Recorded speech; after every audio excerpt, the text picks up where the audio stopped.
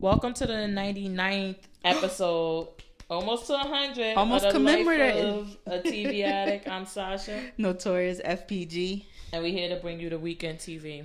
Well, we got to get into what took over TV all week. Oh, RKelly. Girl. You know what? Let me tell you, CBS. This RKelly that y'all had last night, I could have did without that. Yeah, I agree. It didn't do anything. What I thought it was going to be is because every morning I was getting up, recording the news, then fast forward in between to watch the interview. I thought they were just going to put all of the pieces of the interview together. Precisely. And yeah, like they kind of pulled the okie doke on us last night because it wasn't as much more of the interview that we hadn't seen. It wasn't like the 80 minutes cut down to the most juicy parts and then the stuff with the girls and the parents. But I didn't need that. I needed I just wanted, honestly, what I was looking for straight up the interviews. That's whole thing. Okay. From start to finish. Like, look, this is what it was. And without the news being in between it. I agree. That's it. I did not need to see somebody tell me about what the old case was. I didn't need to see parts of surviving R. Kelly. I already saw that. Yeah. Hence the reason you're interviewing R. Kelly. And poor gal, listen, Miss Gal, I know you've been having you had the best week ever. If they were still doing that show, you would be on there. But girly, you gotta get some rest. Put the cucumbers under your eyes or the little gold things and go lay down. Cause them bags were heavy last night. I was like, ugh. I'm not a proponent for a lot of things. Gail could go for a facelift though. She could go for, because she even has like I think she needed a facelift. I don't know. She even has like the jowls on the neck where it's kind of loosey. I could go for a full facelift. But Gail, if you like it, I love it. Ain't no shame over here. But yes, you did look tired, homegirl. She looked tired. It was those bags. I was like, oh my God, they running my poor girl rampant. She was on, because even she was on late night, I think. She was on Stephen Colbert. Yeah. Which, CBS, another thing. I know Gail has a contract with y'all and Steven is on CBS. That was the most awkward and weird time because it was like he was trying to input a joke, but then she was staying serious and they never kind of met the vibes. Yeah. And I don't know if it, like, Colbert has an opinion about it or something, but it just was like, because I watched it that night. I recorded every night because I love you, Colbert. Ever since the other show, the Colbert Report. So I watched it because I'm like, oh, this is going to be really good. And it just was like, oh. Yeah. Oh. And she just stayed in serious mode the entire time. And it just didn't go over well. I think that's something they could have passed on. But did it change anything for you? Either absolutely way? Not. Because I think that for me, honestly, the shit was hilarious. First of all, she'd be like, what if someone had done to your daughter what they are saying you did? Oh, I have to and I had to bleep myself. And it'd be so bad, I have to arrest myself. I'm like, the memes and the clips and everything. When he said I bleeped myself and I would have to arrest myself. Then when he started, it was like, that camera on? Which camera on? That camera on? And then stayed focused on that camera. I'm like, yes, that's how you're going to get this Oscar and Emmy nod. Come on. Keep it up. I wanted him to break out in song. Like, you think I could do that to women when I believe I can fly? God. Well, didn't they show him singing last night when he said something about, I'm the guy who says... and he sung a clip from his song or something. He was I know, we were saying. That's why people say, I'm Mr. Freaky Deaky. And well, I didn't agree with her when she was like, don't you find some of your songs to be pornographic? I was like, I didn't think so. No, either. How old are you? Yeah. Like, who told you this? I was like, are we talking about Trapped in the Closet 45? Because, like, I mean... Even the bump and grind, but if you're talking about those songs, he been had those songs out. Like, what are y'all talking about at this And compared to, I mean, I hate to sound like an old lady, but compared to some of the stuff that these kids are listening to now, that stuff is downright PG. Yeah, I was like, no, gal, I don't agree. Then he's like, hog tie. I don't even know how to hog tie a person. I'm from Chicago. I'm like, I did think... I didn't like the part about the McDonald's thing. I didn't like first of all, his reasoning for everything can't be his mother. Yeah, fire this guy that you hired, Philip Bailey Jr. You gotta fire him because he was the lawyer. How is he the crisis manager? You are doing a horrible job. I was like, because he was not prepared, and I think that what it really came down to is that he probably sat R. Kelly down and like, listen, dude, and R. Kelly like, nah, man, I just need to get out there. And again, people, I could say customer service and being a pussy. You like, you know what? Have at it. Bro. Now, what you should have done though is when you told him have at it, is you stay your ass out that camera. Hello. If you need to go grab him, you send your assistant. Go get him. Because you don't want my business. Exactly. You're not fucking up my name. I never co-signed on this. Because I'm like, he could not manage a crisis of conscience, let alone. I'm like, how did you now him going to McDonald's after jail had to be the softballest question ever, because it's like, listen, I love when he said, Gail, you ever been in jail before? Gail was like, I can honestly say no, I haven't. But he could have just said, listen, the food in jail is really horrible. I didn't eat the 3 days I was there, and I was starving. So the nearest place was McDonald's.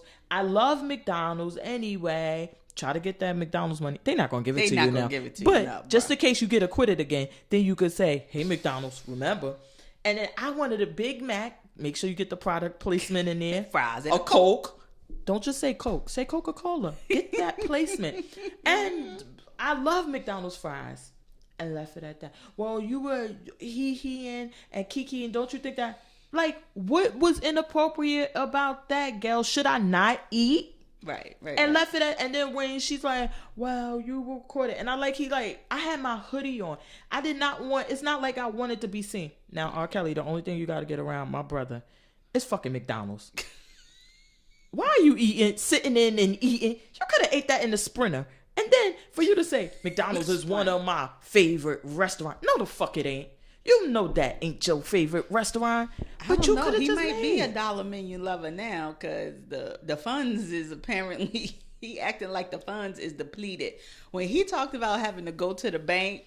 No, that was like the funniest story. He was like, I went to the bank for the first time 3 weeks ago. It was hard to laugh though, because didn't he just learn how to read not too long ago? I don't think he knows. He said he's still functioning like illiterate or something. It was kind of awkward, because when he was like, I just went to the bank, and you know how when you first get an account, you can't access that money right away, and I'm just like, R. Kelly, you should have a little liquid. I think that he was what I took it as him saying. Well, apparently, if you got $350,000 in the account, that's all liquid. It's stupid as fuck, but it's liquid, because that means you could just go access it whenever you want. When it's not pending. So it was two things. I took it as him saying that all of my accounts were always attached to someone else. Someone else was always on one of my accounts. Right. For the first time in my life, as a 52-year-old man, I went to the bank to find out what the fuck is going on. Right. And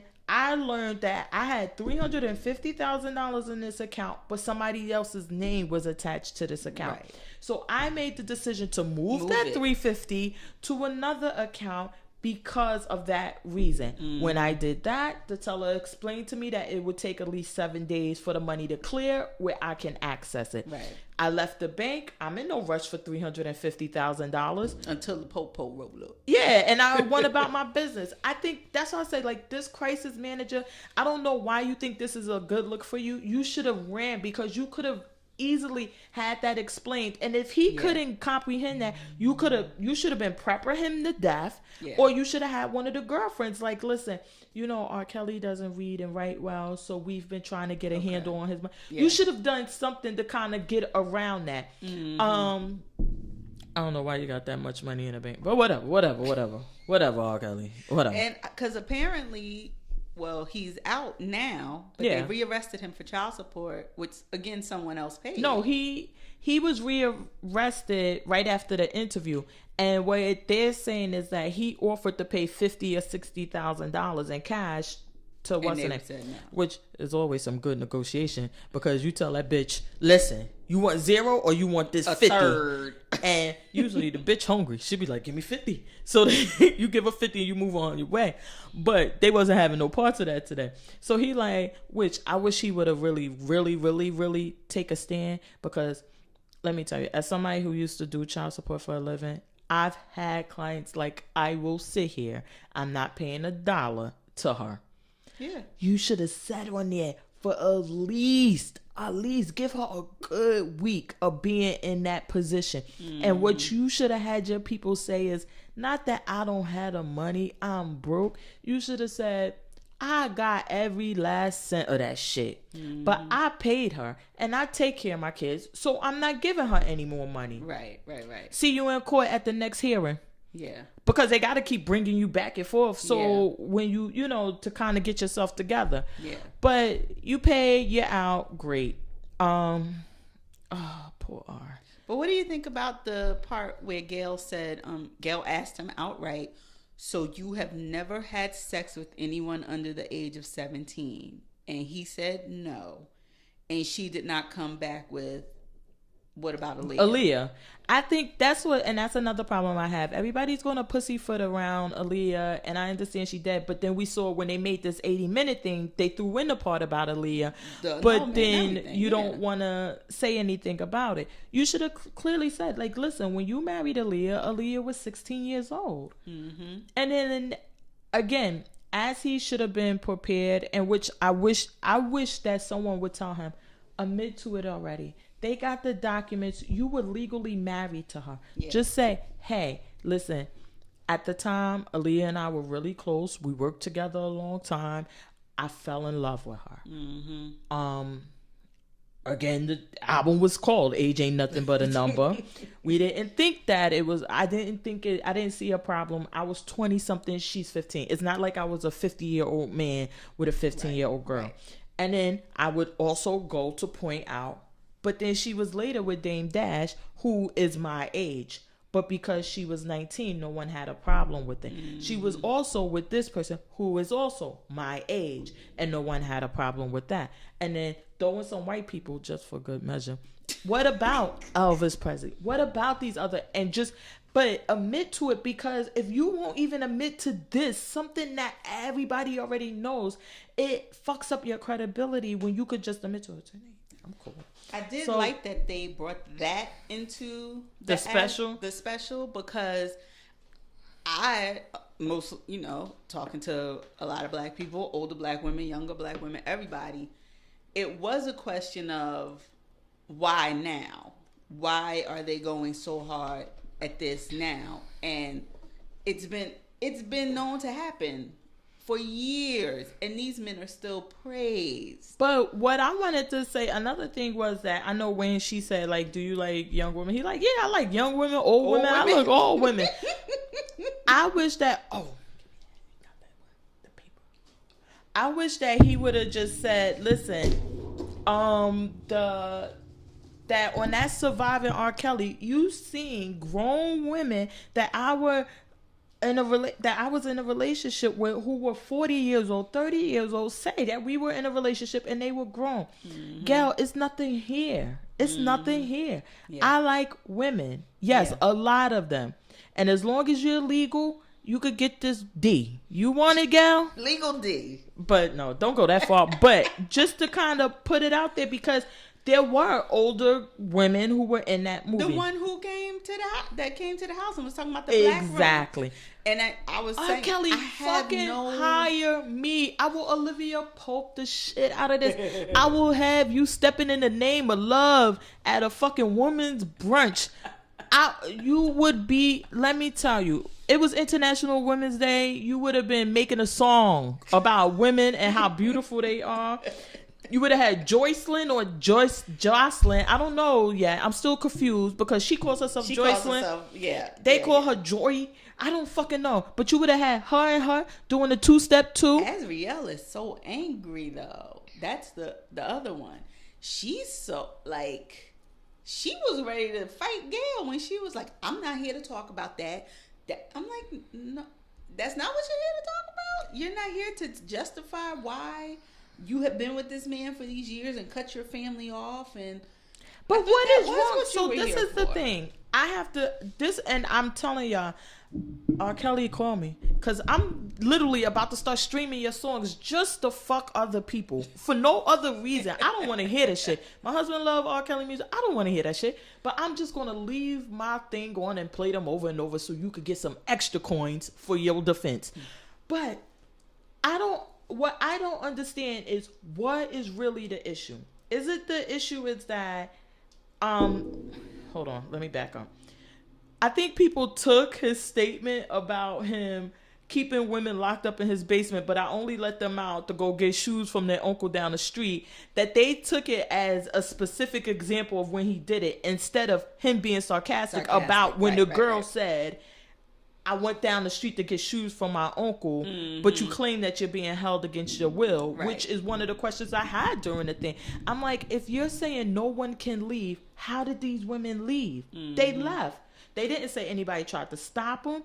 They didn't say, and then the other girl who fled, she left. We saw that episode where she leaves. So you're not being held against your will. Right. So that's number one. Let's stop that. As far as with these, I mean, I don't understand if the issue is that it can't be young girls anymore because now he has the two and we're clear that they're grown. I meant to check the legal age in Chicago, but I believe it was 17 or something, because I know on Surviving RKelly, when one of the parents said she went before, they were like, listen, your daughter is the age of consent. Her, right.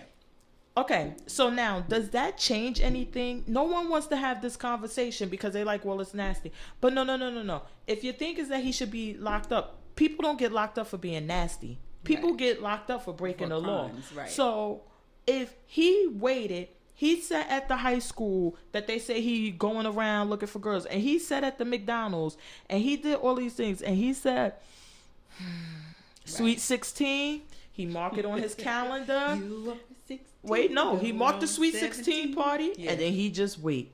And then when the 17th birthday come, he crossing X's off the date. He have them come. Oh, sorry, y'all. He have the security go find her. She's 17 now. Bring her back to the cult place. Right. See, I just need that. I guess that's what I need clarification on, because what are we mad about? And then wait, hold on. And now it has now been revealed that these new videos they said they had is one with the girl from before. Yeah. I'm like, come on, what are y'all gonna do? Like, yeah. Well, like I told my daughter, I said, listen, they could have a video with stick figures and a RKelly face on one of those stick figures having sex with someone and saying, you're 14, not even in his voice, and he's going to get convicted. So, yeah, now it's nobody cares. It's past the court of crime and it's now the court of public opinion. And he is not winning that debate.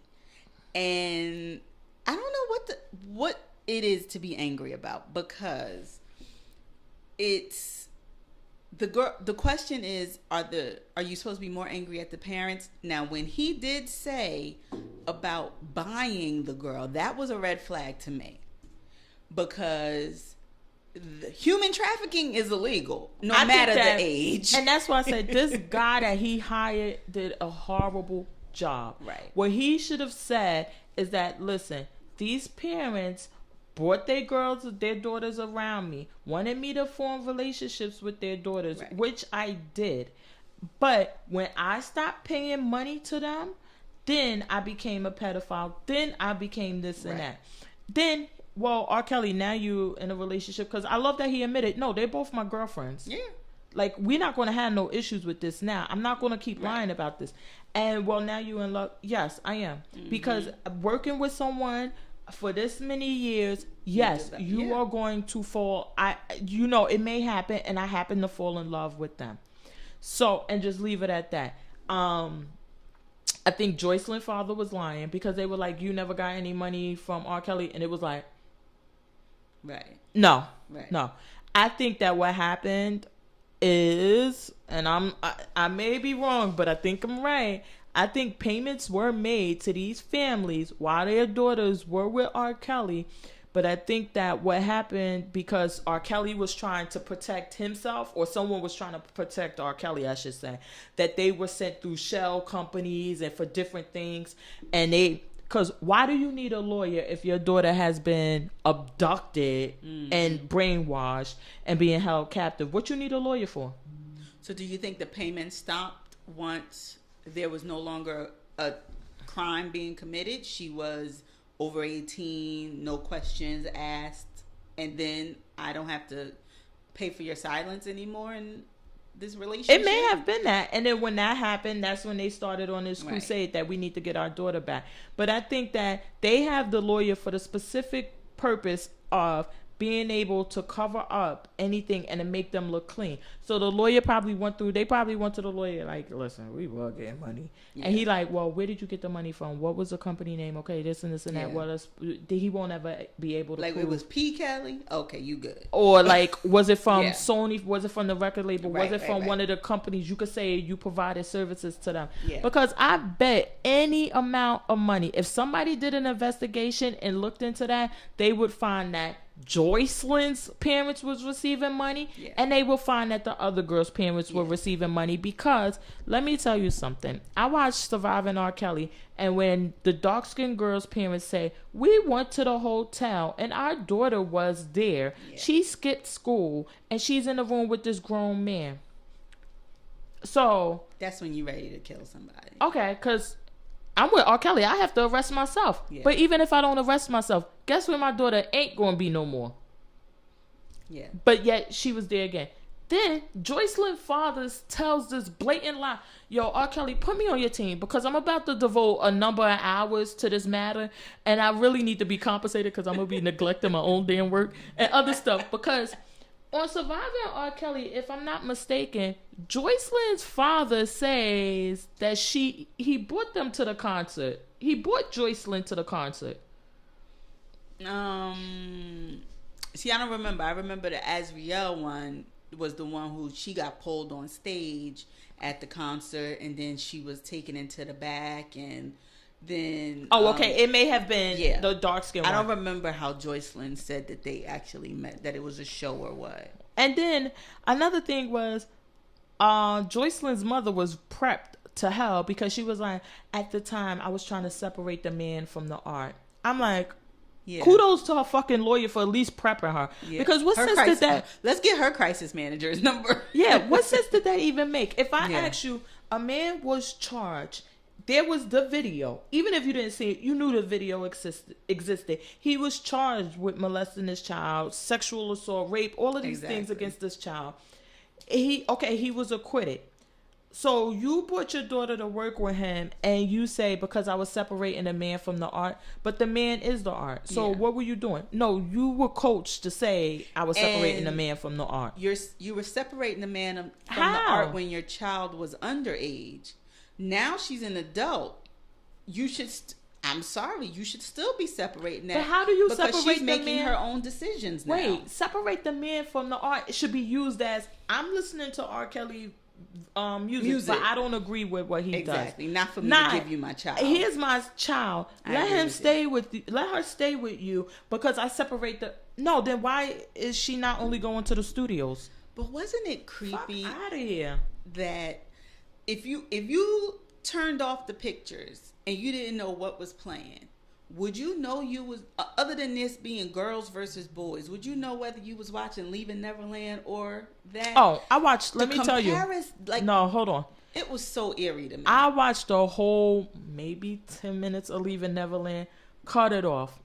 And I tried to give it a chance because I'm like, well, Oprah is somehow attached, so it can't be no That's a whole bunch of bullshit. That is a whole bunch of bullshit. Number one, I didn't like the fact that Michael Jackson is now dead without a way to defend himself. And now we just have, literally, we had two people sitting on a couch just bashing his name and saying what happened with no one to counter that. Mm-hmm. That was my first problem with it. Number two, it was like, oh, well, I was working with him and I was living, because I was going on Twitter to go tweet as I was watching. And then someone like, which a lot of people have come forward now, even Darren Dance Screws, pop locking, have come forward, and they said that up until they started the Michael Jackson Cirque du Soleil in Vegas, that Wade was always working for the family and was connected. And then when he dated Denise, exactly. of the nieces. So when and she said he was always money hungry then. Wade is the most problematic of the other guy. But wait, if I'm molesting you and you're my person to molest, and I've been molesting you forever, now I'm gonna let you date my niece? How? I want to molest you. I want her to be able to molest you. Well, no, him and Michael Jackson, according to him, had sort of timed out when Wade was 14. Michael tried to have anal sex with him. This is what they're alleging, and he couldn't. But he had a growth spurt. He was actually taller than Michael, and Michael was not as into him. Hold on. Then. So now I've been molesting you for from 7 to 14. 7 years. I've been molesting you, and now I try to put it in a butt, and it's just not happening. So now I know I've been molesting you for 7 years, and I'm just gonna keep you around. Look. I'm agreeing with you. Even in watching Wade, it was questionable because he testified for Michael twice. The other guy didn't go back at the second trial. He told him no. But the other guy, to me, is believable. But this is my thing, that if this is your story and this is your story to tell, right? Why now? He's dead. Right. You only have something to gain out of this. Nobody has nothing. There's no way. So you can't say now I want to tell to protect other people from who? The dead man? Yeah. What is I think it says even more to your point, which I wish Oprah had asked the question. She didn't ask if there were other people they asked and refused to participate. Well, from my understanding, they asked the Home Alone kid, and Home Alone kid, like, Michael Jackson never molested me. But these two weren't involved in the actual two trials that were. So they testified for Michael, but they weren't the victims. I wonder why those victims weren't included, because they obviously feel like they were molested. Mm-hmm. They believe they were molested. Criminal charges were filed, and he was acquitted. I wonder why those two weren't involved. I know one of them was supposedly the Make-A-Wish Foundation kid. So we don't even know if he's still alive. Mm-hmm. But the other guy, Jordan, he wasn't mentioned as why he wasn't there also as a victim. So I wish Oprah had asked that question of the director.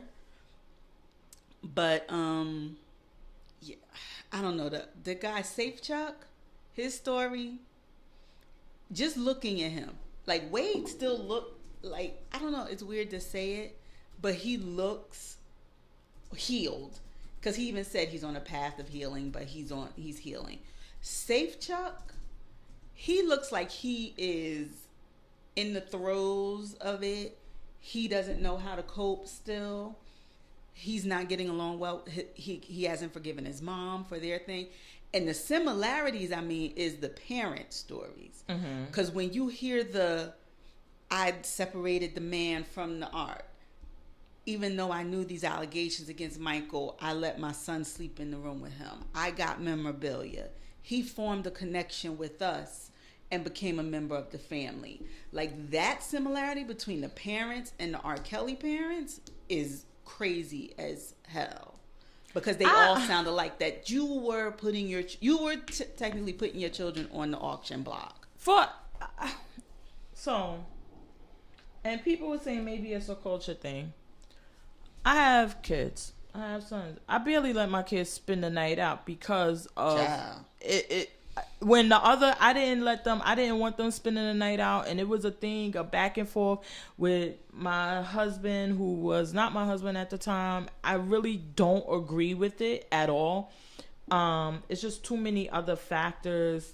I just don't agree with it, period. But that being said, if a grown man with no kids say, "Can your son come spend the night with me?" Yeah. No. I told you I got a smother. My smother didn't let me spend the night with family, let alone as a parent, I don't see the blind trust that these people had. I'm not even a parent, and I don't see how you had this blind trust just because his last name was Jackson. It just made no sense to me. I was about to say, does that even sound logical? That I'm going to send my kid to you. He even made the point of when he testified, I think when he testified as the 11-year-old, I'm not sure, but apparently his parents had taken a loan from Michael. And they were paying on it to pay it back. When he testified, the loan was forgiven and wrote off as a gift. So they did benefit. Like they didn't no. So let me say this. Now, if you so righteous, right? You molested my son, whatever.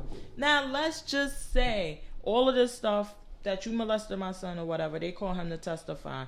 And I go to you and you come to me and like, listen, you know that money you owe me? I forget that loan if you tell him to change his testimony.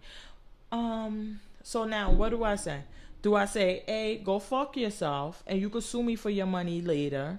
I ain't got no money any damn way. Mm-hmm. B, go fuck yourself or I have my husband fuck you up and then you can sue me for that money later. Or Girl. B, or C, okay, great. I'll get him to say whatever you want. Well, or who's to say that the first time it was them. They wanted to. But then who's to say that this is a situation that, let's say I'm going to trial. I didn't do this. I'm not guilty. I didn't do this stuff. But I just need character witnesses. And I ask you to testify and you say, great, I'll do it. Now, I know you owe me money or whatever. And I'm like, you know what?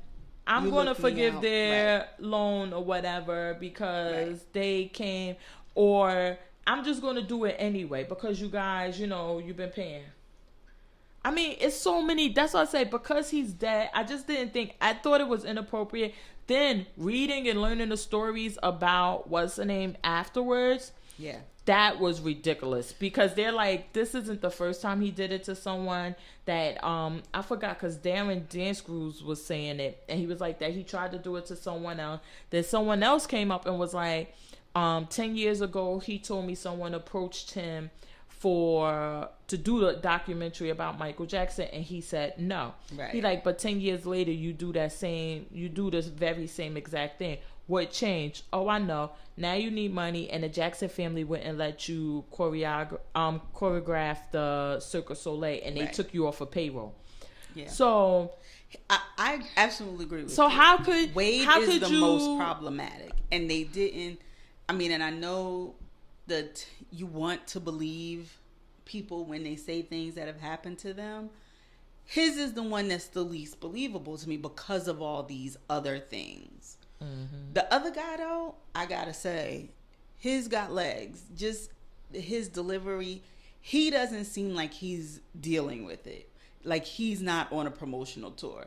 Like if you go, like think of A Star Is Born. Well, he's in the back like in my mind, he's in the back chugging whiskey just to get through these things. So what is his parents? Were they paid money also? His mother, did she say she got anything? No, but his thing occurred a couple of times, but it wasn't the extensive that Wade is claiming. And what did he do when it occurred a couple of times? He was just masturbated by Michael Jackson, and he met him on the set of the Pepsi commercial. Mm-hmm. He was one of the boys. He was the boy in the Pepsi commercial, one of the Pepsi commercials. And so I just want to understand. So it's his story that I met him on a set of Pepsi commercial. Did he spend a night with Michael? We spent the night at Neverland for a week. My parents stayed on site on Neverland, but they were in a different place. Michael would touch his leg, then and then they would be all of a sudden they're in a room together, and he's touching his genitals. He learned how to masturbate from him. They would masturbate each other. They so did then have what oral did he sex. And then what happened? Did he tell anyone after that? He did not tell anyone. He went back there. Michael bought him a car when he was 16, but he didn't say any other sexual things happened. They just kind of kept in touch. Mm-hmm. But this is the kid that supposedly he liked rings. And Michael allegedly bought him a ring, and on one of their many phone conversations, he actually did a fake wedding, and they were married. They were considered married. So now let's wait for this lawsuit to come out saying I'm Michael Jackson's husband, so I should be entitled to a part of his estate. Because this is what these are the issues that I'm having.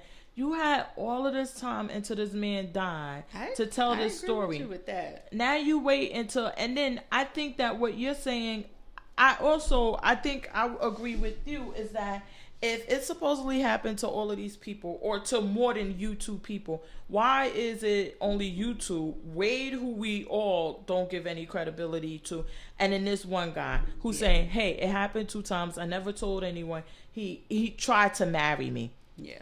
I'm telling you, I would be really, really surprised if this fake wedding, if he don't try to assert a right against the state, saying that I'm his legal husband, right. So I should be entitled to part of the estate. Because then he does all of this, but when I turn 16, he buys me a car.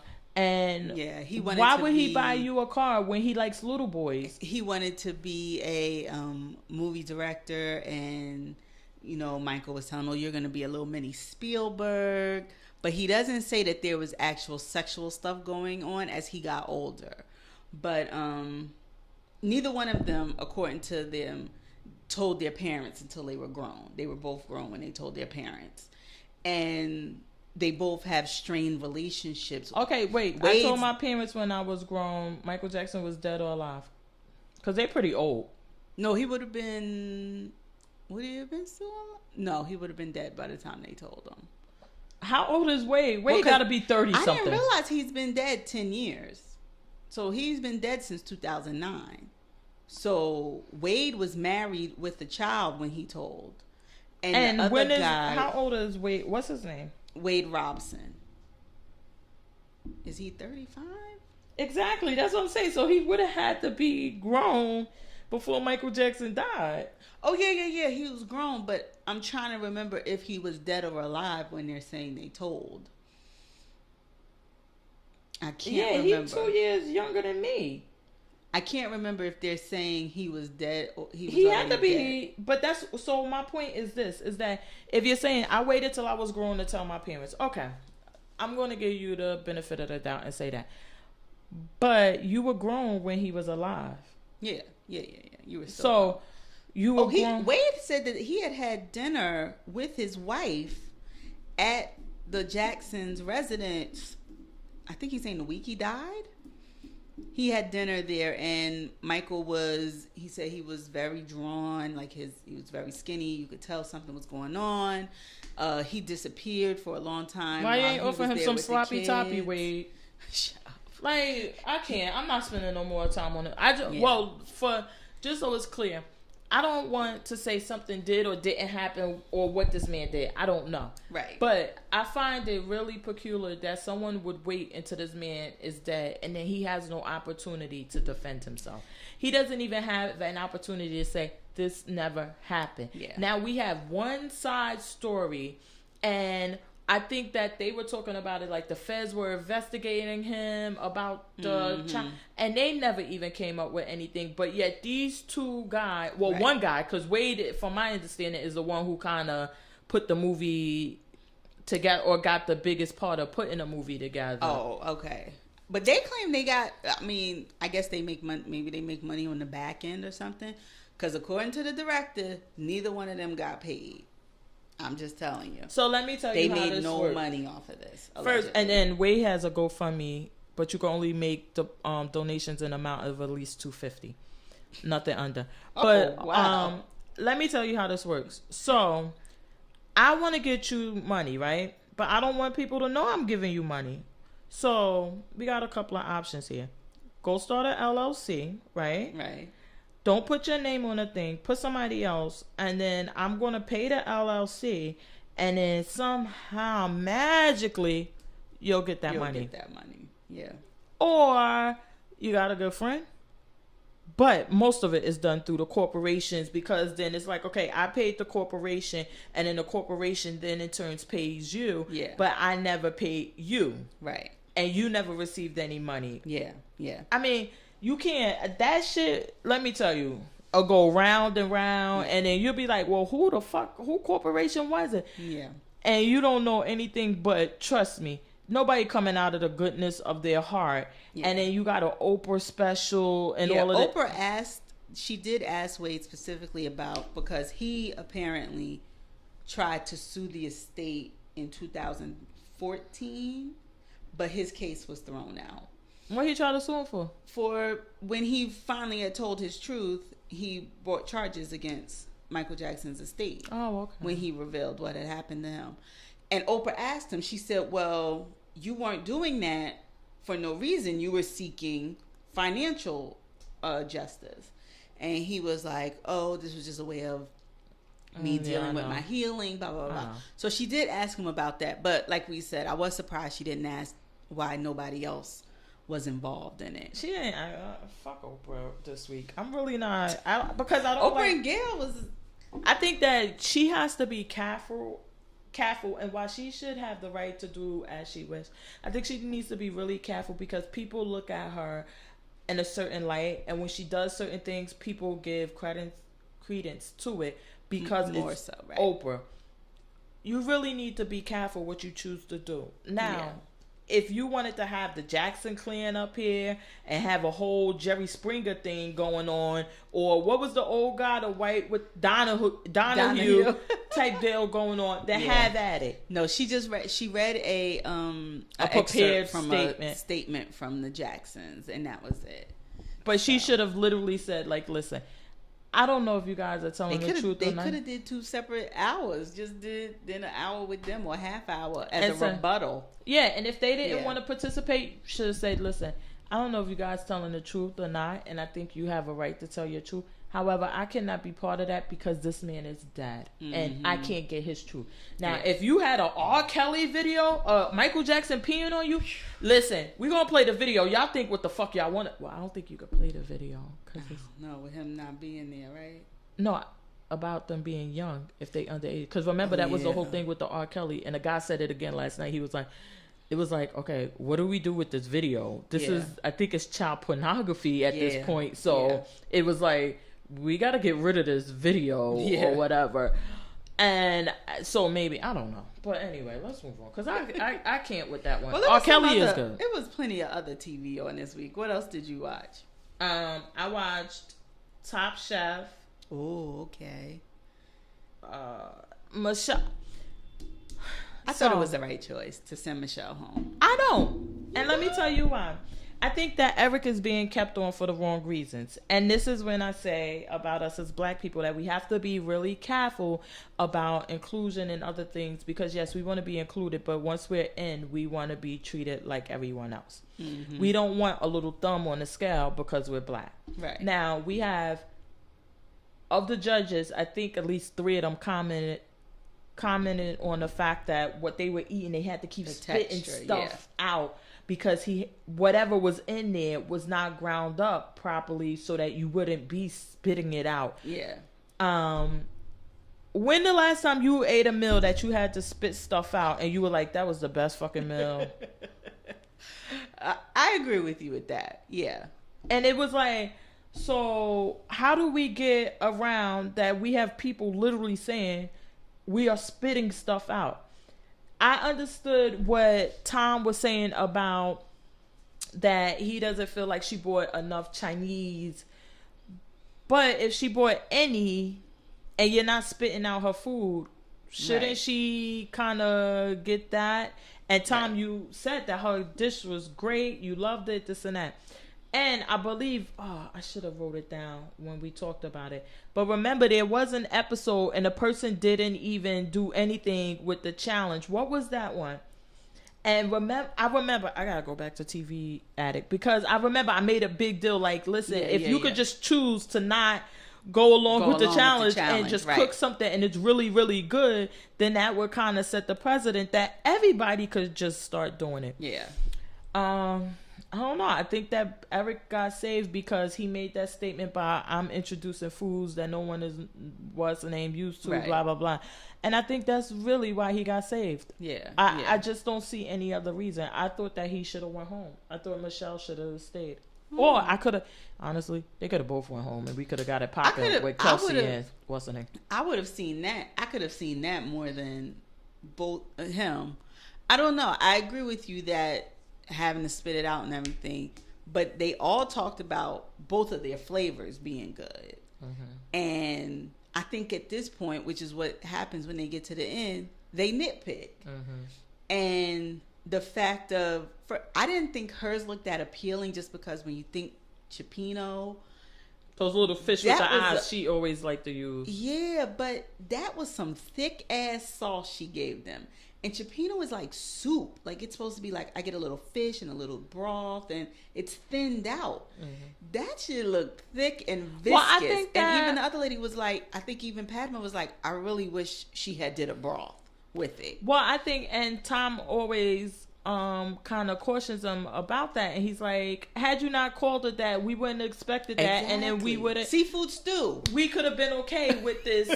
But once you call it that, then it leads up to this expectation. And I think with him, like what you were saying with Eric specifically, and what you were saying about sticking to the challenge, what they were saying was the seeds that he uses to make that dish in Ghana, he replaced with melon seeds from the Chinese store, and it didn't. That's where he got those holes from.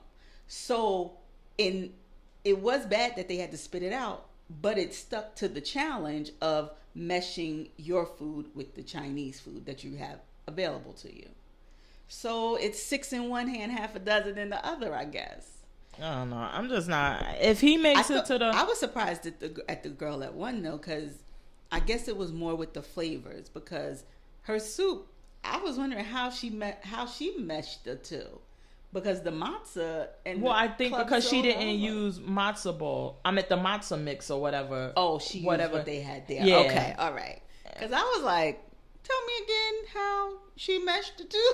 Yeah, I think it was that she kind of what's her name. Yeah, I think it was a toss-up between her and Kelsey winning, because I thought Kelsey did good. A good job. Yeah. I like when whoever it was said like, oh, well, if you're a Jew, which I thought Jew was racist, but apparently maybe Jewish people could say it. They could call themselves Jews.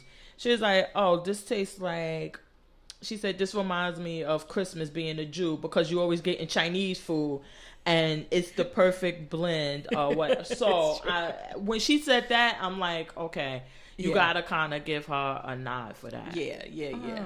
I'm not a fan of Eric. I'm just not. Yeah. Kelsey is my girl. I don't think Eric's going to make it to the... Because they claim it's only going to be 2. I think he is. I don't know. And I think just for that reason. I think Kelsey is definitely into the finals. That means that other girl going to really mess... But no, she's in. I don't think they would knock out Kelsey. I don't think he can knock out Kelsey.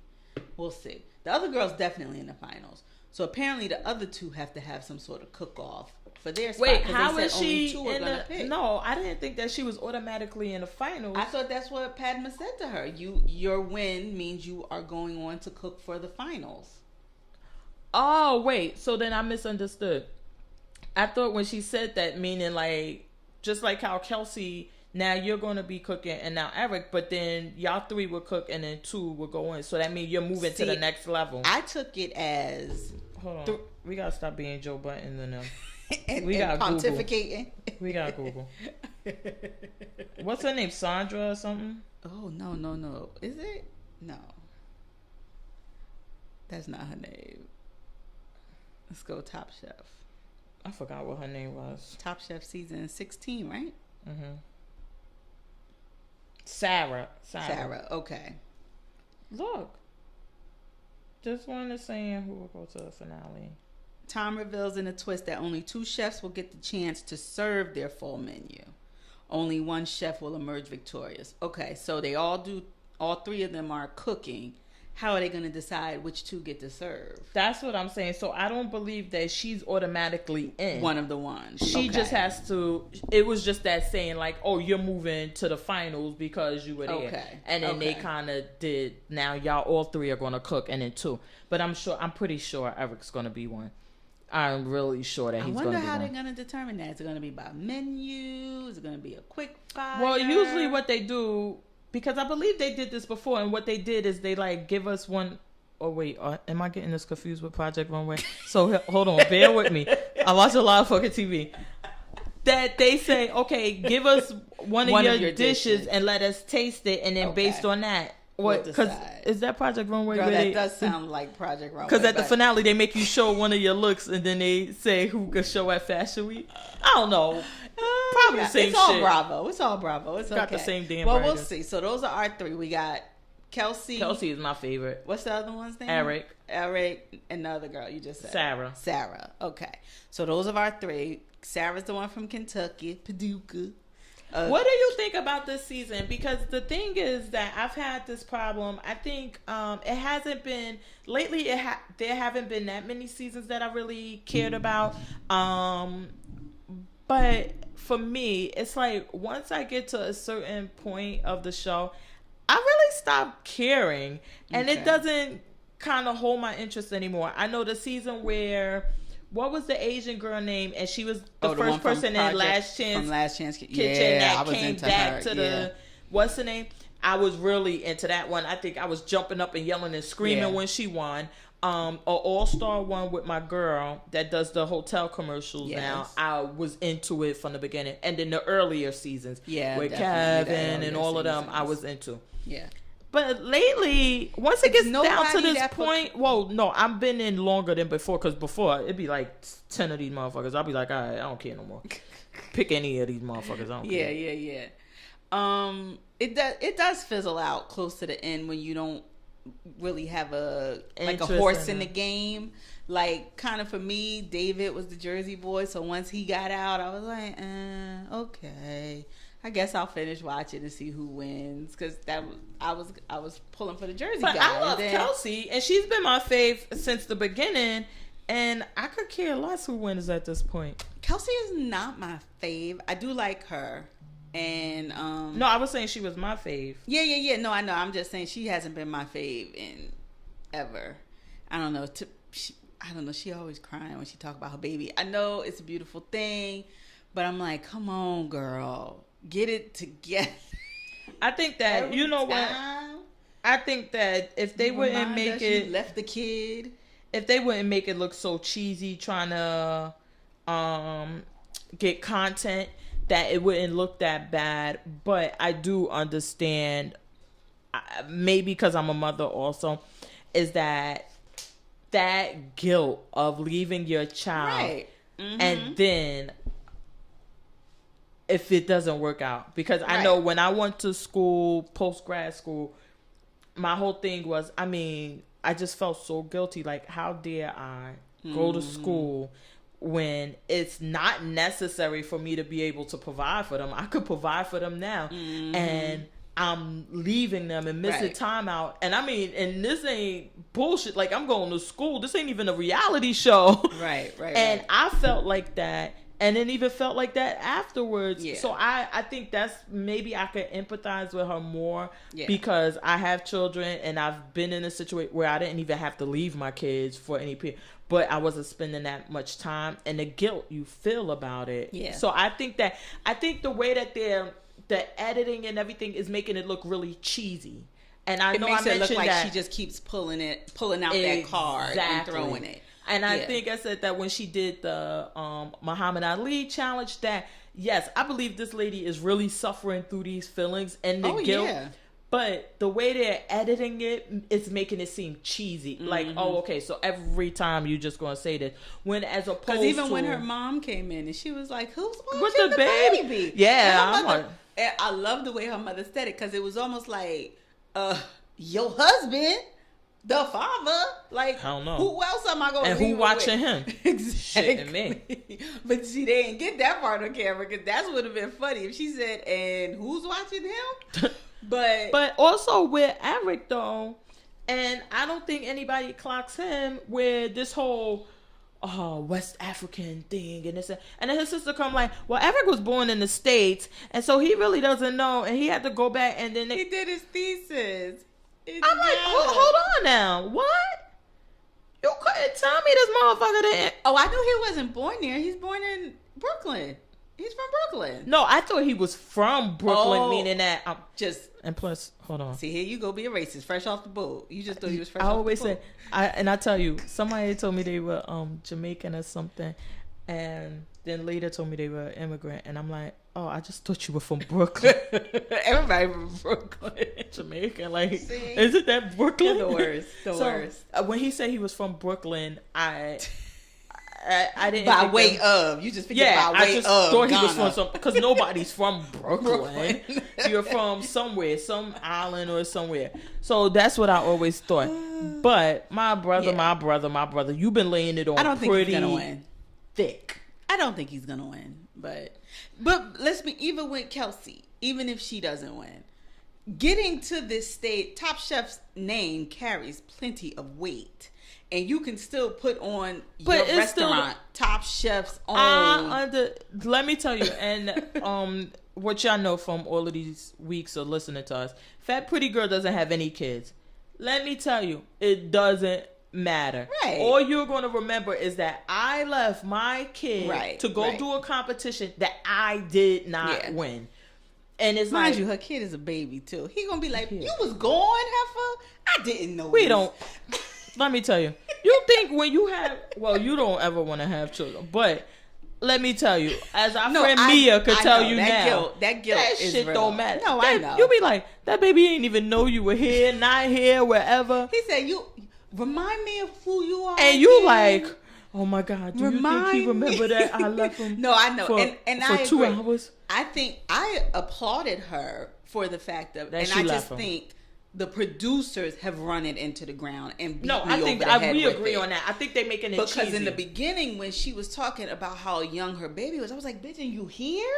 You left them? You're not going to see the first steps? You're not going to see the crawling and the this? So you imagine you're sitting down making that decision. Agree. Oh, well, that was something that was on Working Moms. Yes. And that she had to make the decision. I can't believe you didn't tell Mia she needed to be watching this.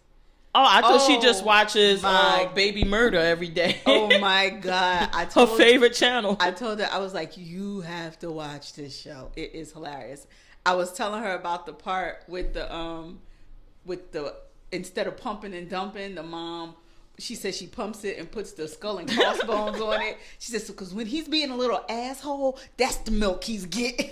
Oh my God. I told her, I said, that's the trick. Let me tell you. He's smart out here. That and Umbrella Academy have been my fave shows in the past few months, to the extent that I want to go back and watch Working Moms again. Yeah. I mean, I really love that show. That's how I was last year with fucking Kaminsky Method. Yeah, remember, I kept saying, I just been watching that. And my show they canceled with Tony Danza. Is it? Oh, yeah. Wait, is that his name? The Good Cop. Yes.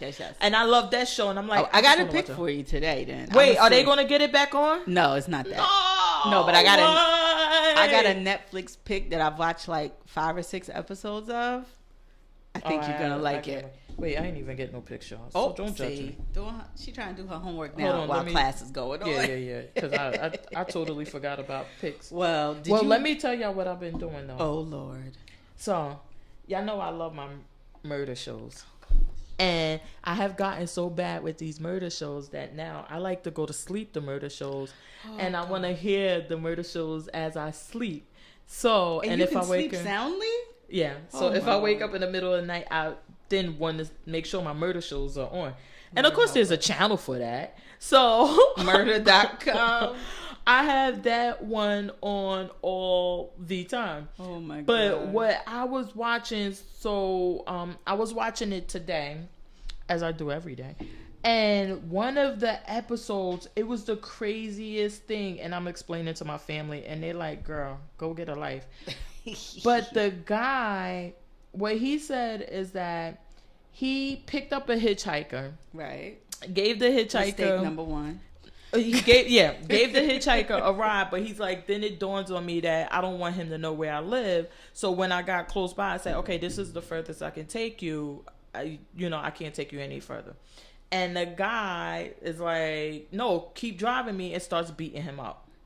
So the guy grabs a screwdriver out of the driver's car, the hitchhiker, and he starts like, they're wrestling everything. So the driver jumps out the car. They get out. They're still fighting. So he's like, I told him, okay, I'm going to take you because he got a screwdriver. He's attacking me. I'm like, okay, leave me alone. I'm going to take you. He said, but what I did is I ran up, jumped in the car, locked the door, and then sped off before he could catch up with me. Right. So he like, and then I drove around for a little while and went home. He like, when I got home, I noticed this guy, and they happened to be a white guy and a black guy. I hate that, but it was true. So the guy, the black guy is going around, like, I see somebody around my house. I didn't know, so I called the cops, like, listen, somebody's around my house, and I'm nervous because of what happened with this hitchhiker. And he called the cops, told them the story, everything. He gets home, and his mother is murdered. What? She's dead. Yes. So he calls the cops. The cops come, and they take him in, and he tells them this story. And the cop's like, okay, motherfucker, hands behind your back, because you going to jail. This is the dumbest shit we ever heard. She was murdered with the screwdriver? Well, they don't know. They just know, like, she's stabbed up, she's murdered.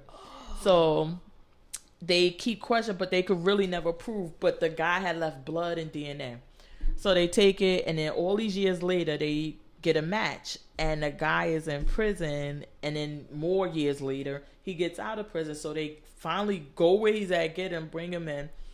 And they look at his mugshot, and the picture of the hitchhiker is exactly what this guy used to look like all of those years ago.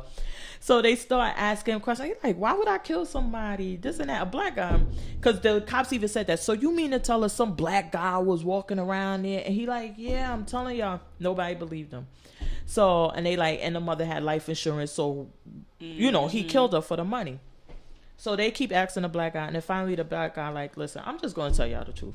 Back in the days, I used to get high, and I was coked out one night, and I saw this guy, and I asked him for a ride, and he gave me a ride, and then we started fighting, and tells the whole story. He like, but then the guy left me.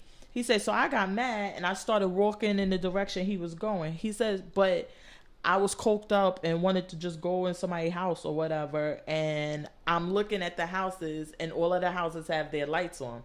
But one house. So the first house I saw with no lights on, I went in. He like, but when I go in, an old lady comes out, and he like, she saw my face, so I gotta kill her. So he kills her. Not even knowing it. Not even knowing. So then they like, do you know the white guy's name? They like, do you know Charles or something? He like, who is that? He like, well, do you know this one or whatever? He like, no. He like, well, how did you select this out? He like, I'm telling you, because the lights were out. He like, I was just walking around. I don't even know where the guy went or whatever. That dropped me off. And then they like, we couldn't believe it. Just sheer coincidence that he found his house and killed his mother. And the guy, when he called the cops, he was like, I think this guy killed my mother because I wouldn't give him a ride. So they're all like, And then the sister gets on. She does her part. She like, you know what? When they finally let us know that this guy had confessed, she said, the healing and help for my family, because all of this time everybody just thought he did it. Wow. Yeah. And the cops had to prison? No, because they didn't have, the blood didn't match the DNA. Right. They didn't have anything else other than thinking that he did it. And he's like, and they like, well, this is how my family treated it, that he had to have done it. Wow. Because the cops convinced us. Could you fucking imagine? When what was that called? What show is that? They Forensic Files. I watch all of them. And then they have this one with Chris Watts. Have you heard this story where the guy kills his wife and his daughters? Oh my! Oh, the white guy that killed the wife and the daughters, and because of the girlfriend he had, and he told her. And he trying to say it was Thrive patches making him crazy. That's what he said. Girl. Oh shoot! Let me tell you, I be all into these murders. But yeah, so I just be all into my murders. But I wanted to see that one because now he confessed that he actually did it. They had arrested him, but now he's confessing like he did it. How he strangled his daughter in the backseat of the car, a 4-year-old girl. Like, I can't even imagine. And then they were talking about like, oh, and when the wife was pregnant. They showed the video of him finding out, and somebody says like while they're interviewing, they like, you don't look that excited to, you know, find out that you were having another baby. And he was like, well, not really, because, you know, it happened so quickly. We really didn't plan. It was like, oh, so you just couldn't lead a bitch? No, I guess not. But anyway, moving on. Lord have mercy, child. That's why I watch reality TV. Well, did you watch any of the Love and Hip Hops? No, not this week. I did all my housewives homework, but no. Okay. hip-hop. Did you watch Married to Medicine?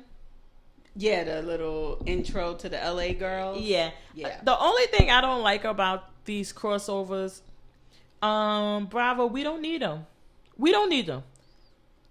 Just be like, bam. New Housewives, bam. Married to Medicine LA, bam. Whatever. We don't need all of these fake setups, because now it makes it seem so fake that you start questioning the things. Where do you guys want to go? LA? Great. Let's go on a girls' That's what I'm saying. And then when you see this girl and she's like, oh, I live in LA and my family's in Florida. It's like, well, do you really live in LA? Or did you come to LA to film this show? Or like, it's just so, it just makes it seem so fake. We don't need it. We don't need. Clearly her and Contessa knows each other, and that may have been the plug. That would have been enough of an intro. Yeah, maybe that was the plug to get her on the show, but all you had to do is just do their show without the other girls, and then say, oh, the girl could do her thing and like, well, I know Contessa because we were in, and then go on. Because I'm figuring like you, I'm thinking that they wanted to do this and the girl's family wasn't ready to move, or maybe kids was in school, who knows.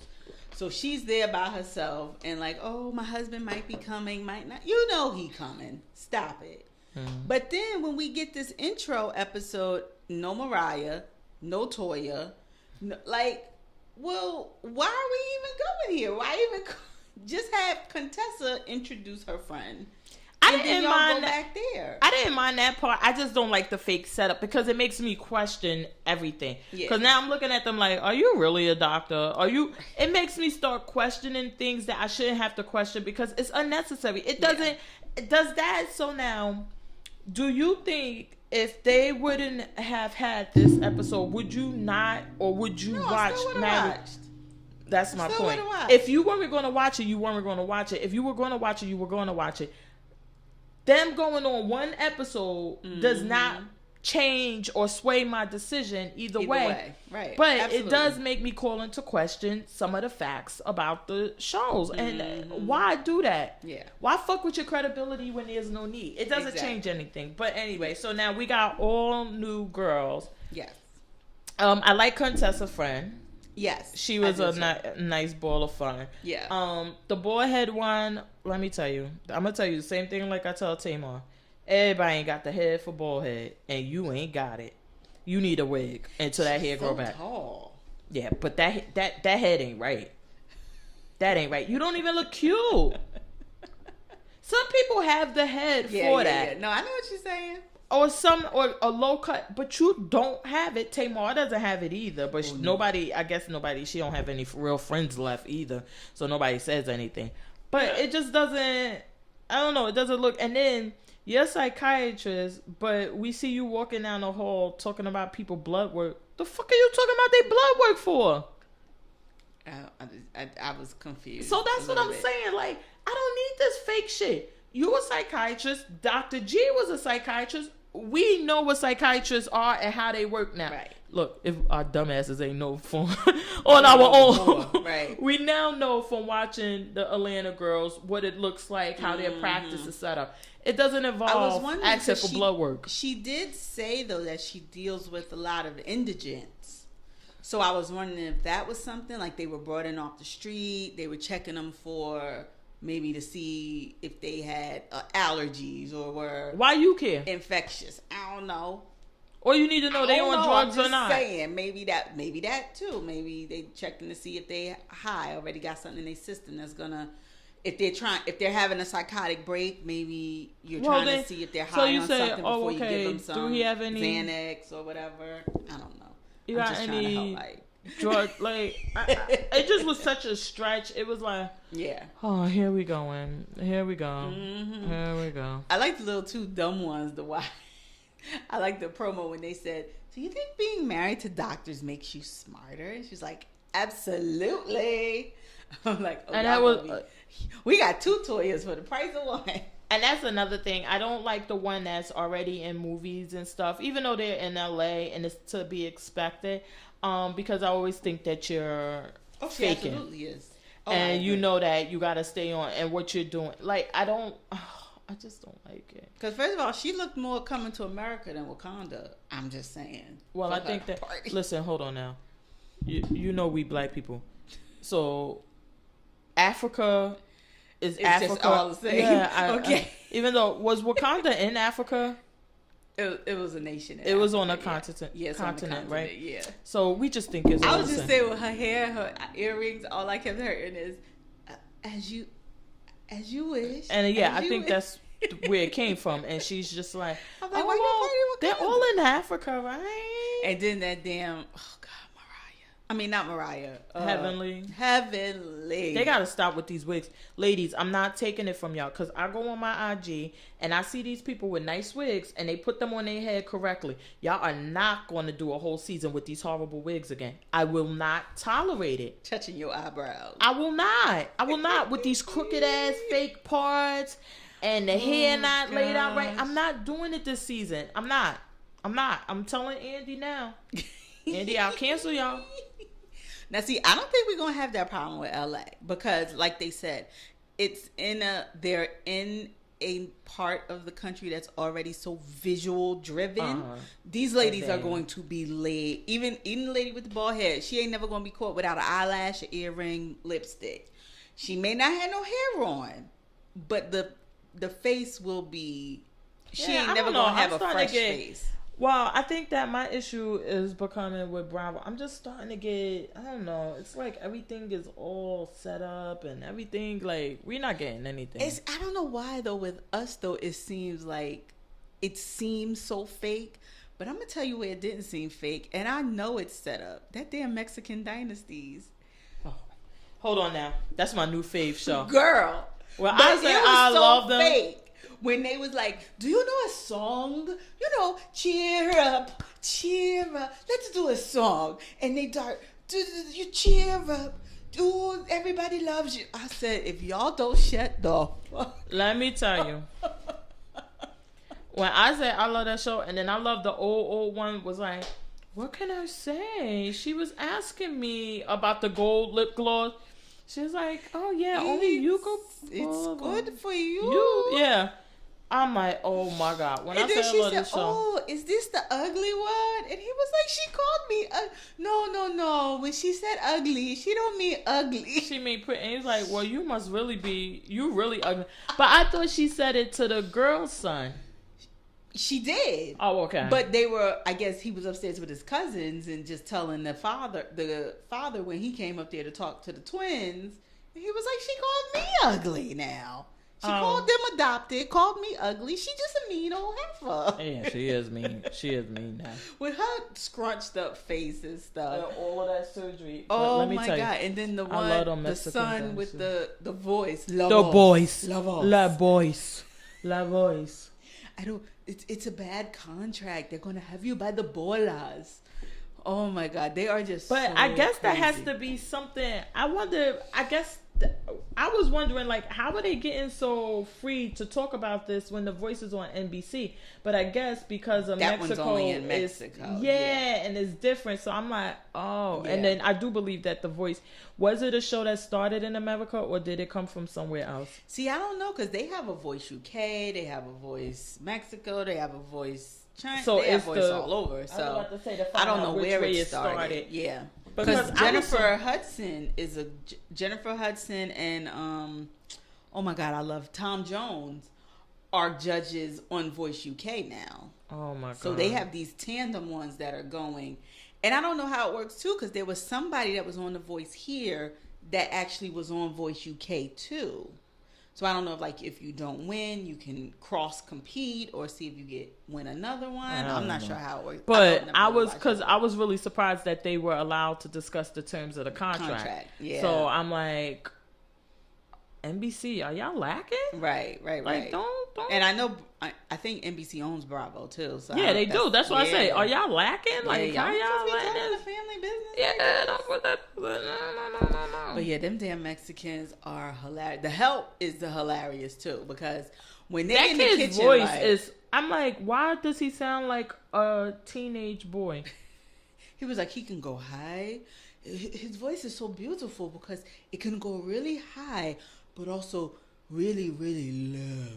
Oh. And when he's singing, it's like, I don't hear the difference. I know. I was like, I didn't hear a difference. I cannot. But I love that show. Let me tell you, when Tuesdays come on, I'm waiting for my show to come on.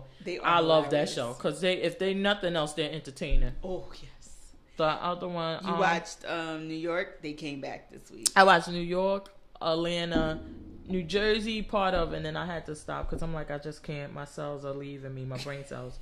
I like the way New Beverly Jersey Hills ended. I thought it was really cute. They brought out the truck and everything for Andy's baby, and it was cute. Even Andy was like, "You girls are so sweet when you're not being crazy as hell." So I thought, whatever. You all got to bring your boss a gift. Because I think that it was clear that the people he wanted at the shower were invited. Mm-hmm. If you didn't get the invite, that means he didn't want you at the shower. So now what I thought was really... So I didn't think the gift was cute. It was like a boss gift. It was like, why is everybody giving Teresa a gift? Danielle brought her a gift. The Turkish girl giving her... I'm like, that's a little creep. Like, from Danielle, I totally expected. Shit, she working on another husband and more money. And I'm with Danielle. And her husband still living in the same damn house. Well, the ex-husband. No, you can't. I keep telling you. Listen, if you're going through this, you don't leave. You don't leave. And that's why Portia, remember her and Cordell, and it was like, I forgot who was saying that. And they like, I wouldn't be getting like that. No. You got to live it. You going to be homeless. You ain't got nowhere else to go. You need to be there so you could keep your claim to that property or so you could get paid out to leave. You ain't got nowhere to go. Nowhere. They had their shower too. I know. They are so I cute. Love Portia. Portia and Dennis. Dennis, we love you. You just seem like such a good guy.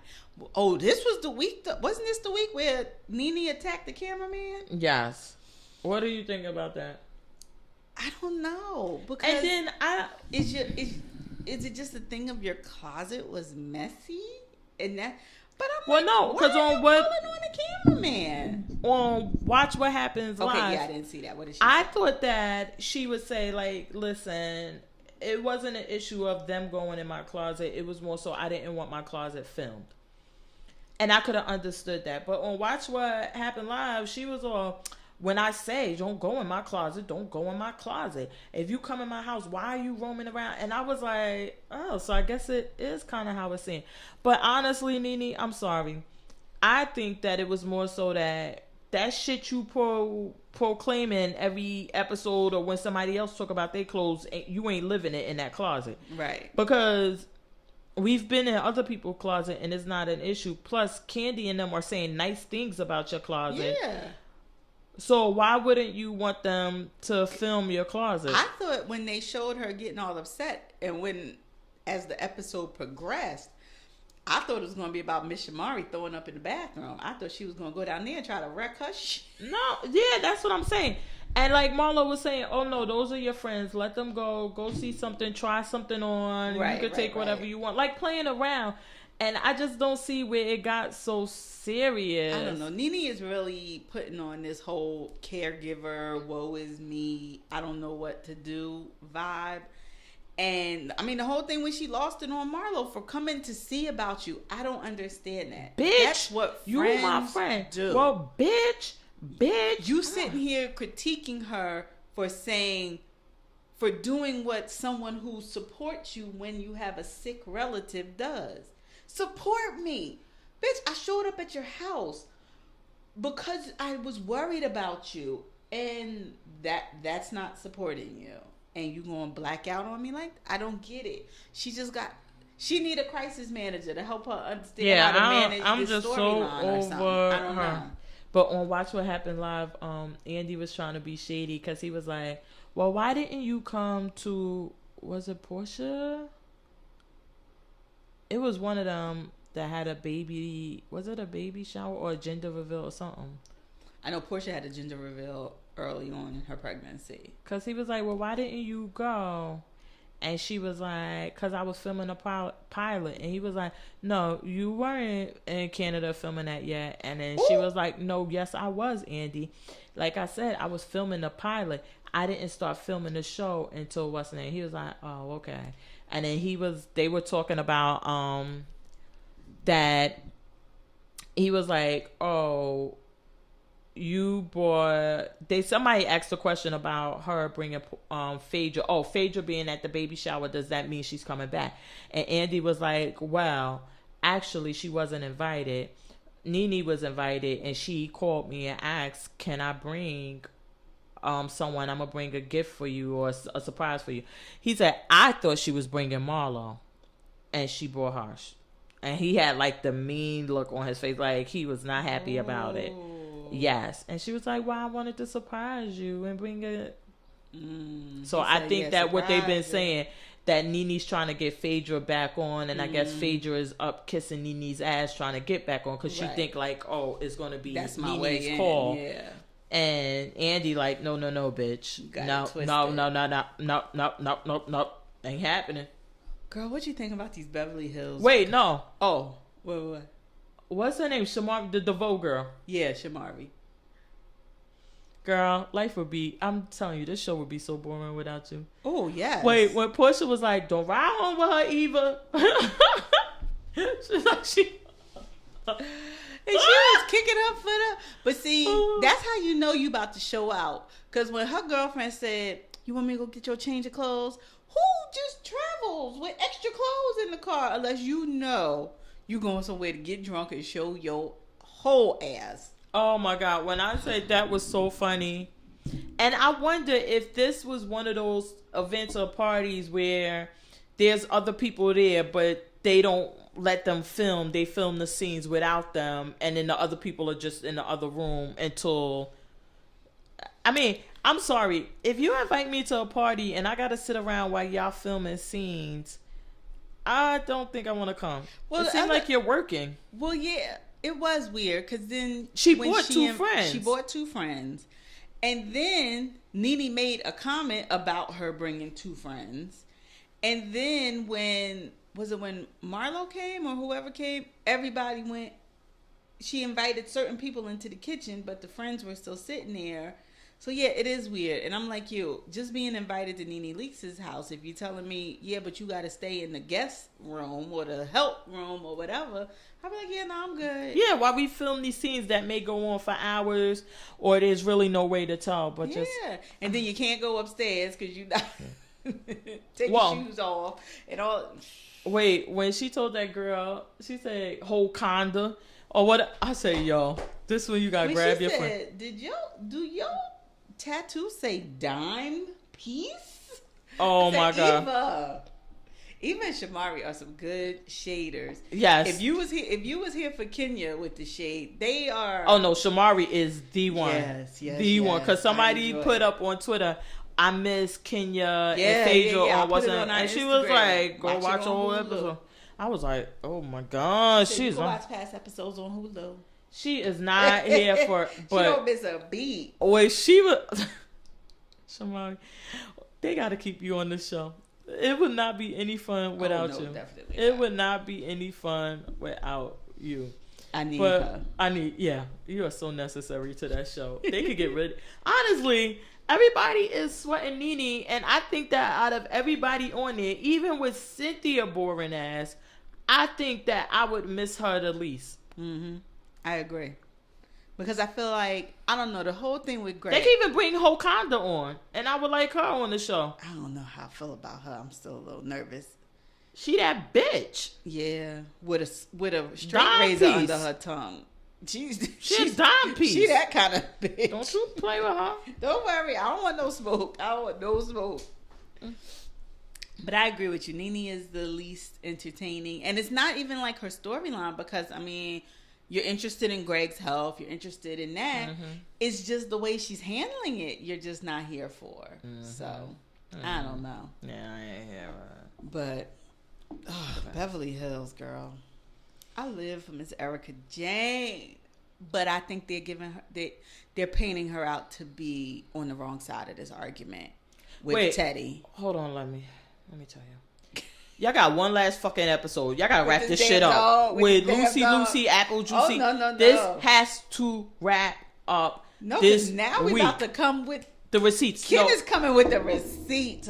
We're gonna get the receipts, and then Teddy gonna have her receipts. Oh no. Yeah, no, we're gonna have one episode. I don't care if y'all show us nothing else but this, but it's gonna conclude this week. Ken has the receipts now. And what's the name is gonna bring out the receipts. Teddy's gonna bring out her receipts. We'll have someone go, a couple of confessionals about the receipts, and we're gonna end this. I am not hearing these fucking dog thing another week. I don't even know. I'll be like, what the fuck are we talking about? I'll be like, oh my God, not the dog again. Not the dog again. And then Lisa, you already, every season you get caught lying. You're on the phone with the guy, and then you tell him, I don't even have his phone number. I don't talk to him. He's 20. Oh, God. Why lie? What is it to lie about? I don't know, but we're gonna see how this play out. No. When they better out play with it out this week. When they came out with these text messages, honey, Teddy, I gotta hear this whole story because if that's it, you look right crazy trying to come for Dorit with a dog, and it's just too much. They needed to give me more though with the girls out dancing because I love Drunk Camille. Oh, Drunk Camille dancing does my heart so good. I do like her. So I needed a little bit more of that, not just Renna on the couch with her legs spread open. No, I need Drunk Camille giving me full on flash dance. And she always know how to keep a rich husband, so I always want to watch her. Yes, child. But yeah, and that damn Kyle, I just want to know for one day what it's like to be rich enough to just order a Rolex for delivery to wherever I am.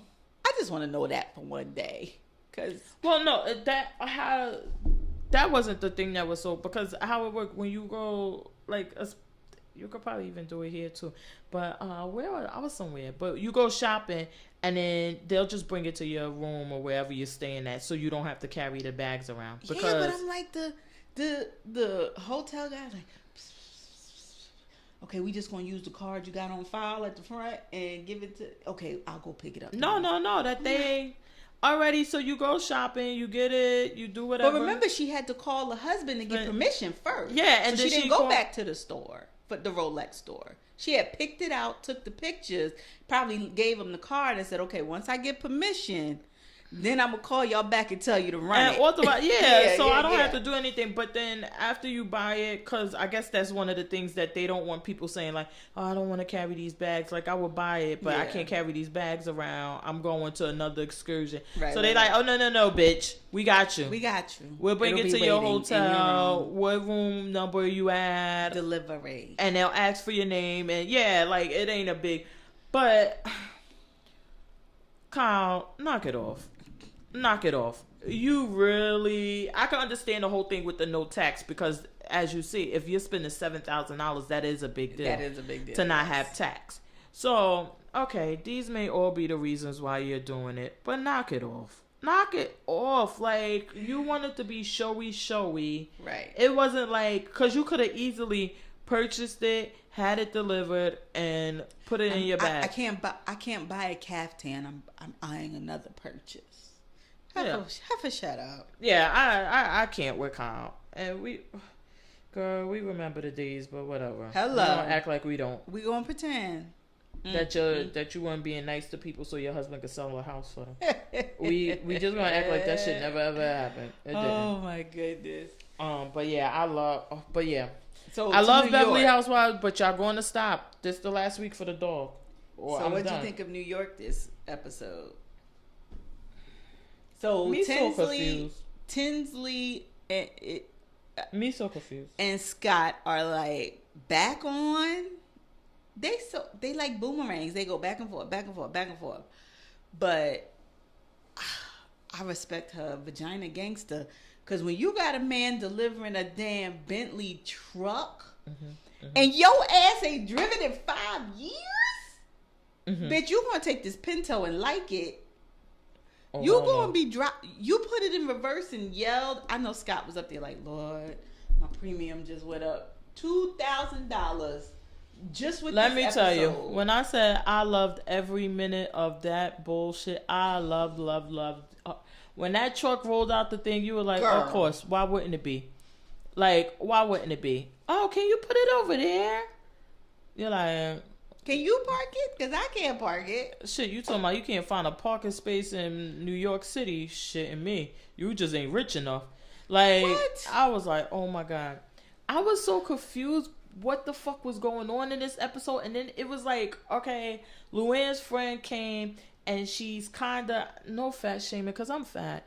And fat pretty girl is fat. But she's too fat. She's kind of fat to be on, I mean, you knew, okay.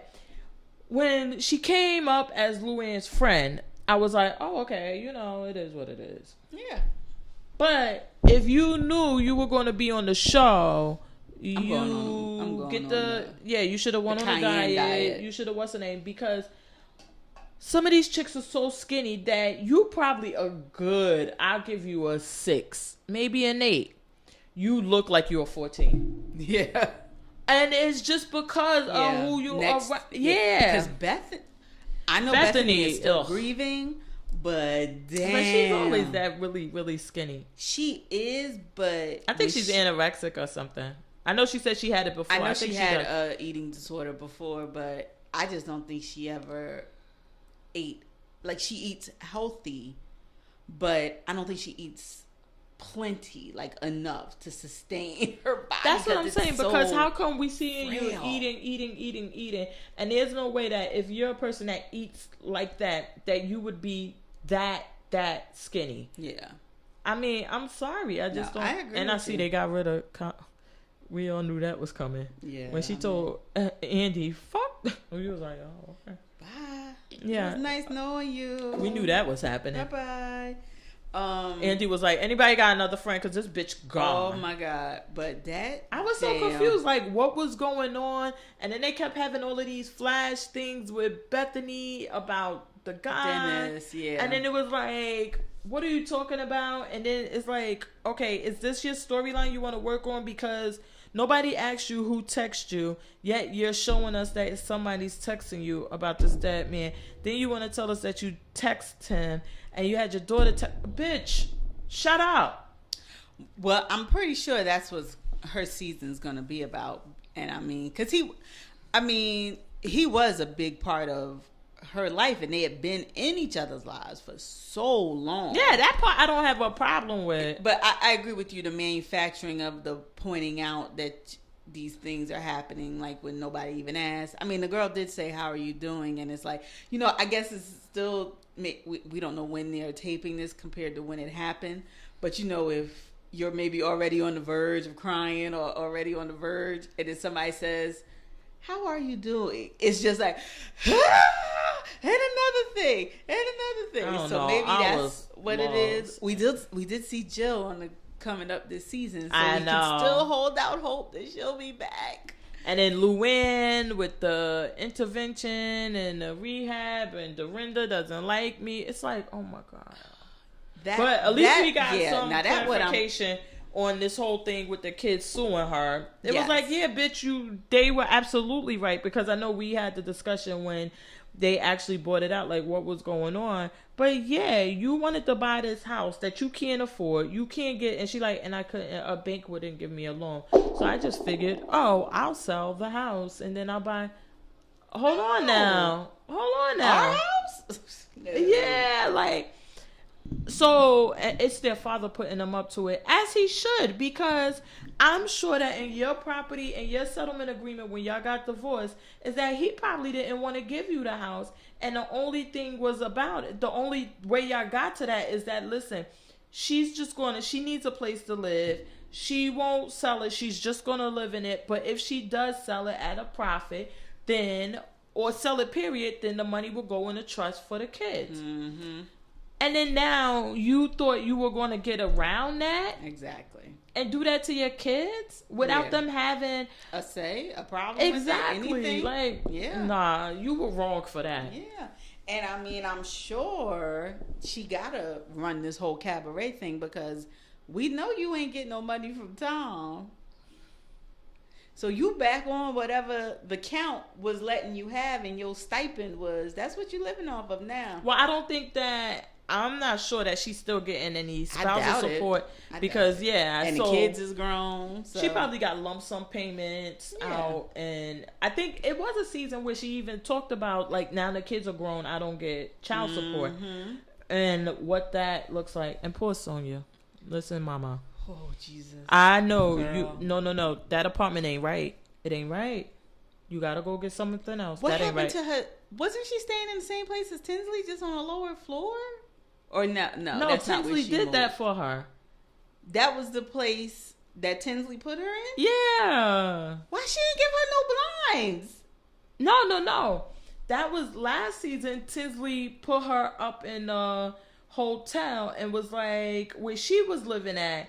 And she gave her like I think she got a nice thing or whatever, but she put her up there and she like to repay you for letting me stay with you all of that time. This is the apartment that she's now renting on her own. Oh, okay, leasing on her own, which, girl, go back and, no, this ain't right. You made enough money on that townhouse. Cut your other expenses. That ain't right. Well, I think the townhouse is still being rented. She still owns it. No, she owns it, but that was the whole thing. It was like, I can make more money. I can make so much money renting out the townhouse. I imagine this place is what, maybe $10,000 a month? It can't be $10,000 a month with no fucking blinds, and you got guys from the restaurant looking in, watching you have sex. I don't listen. She said, "Mr. Netflix and Chill is coming over, so we got to tape these towels up." I said, "Wait, what? Hold on, how?" Wait, if your only issue with that apartment was those blinds, you and I got way different tastes. I had more than just the blinds issue. But I think the other issues. The apartment is so tiny that I'm now having my inventory in my damn bedroom.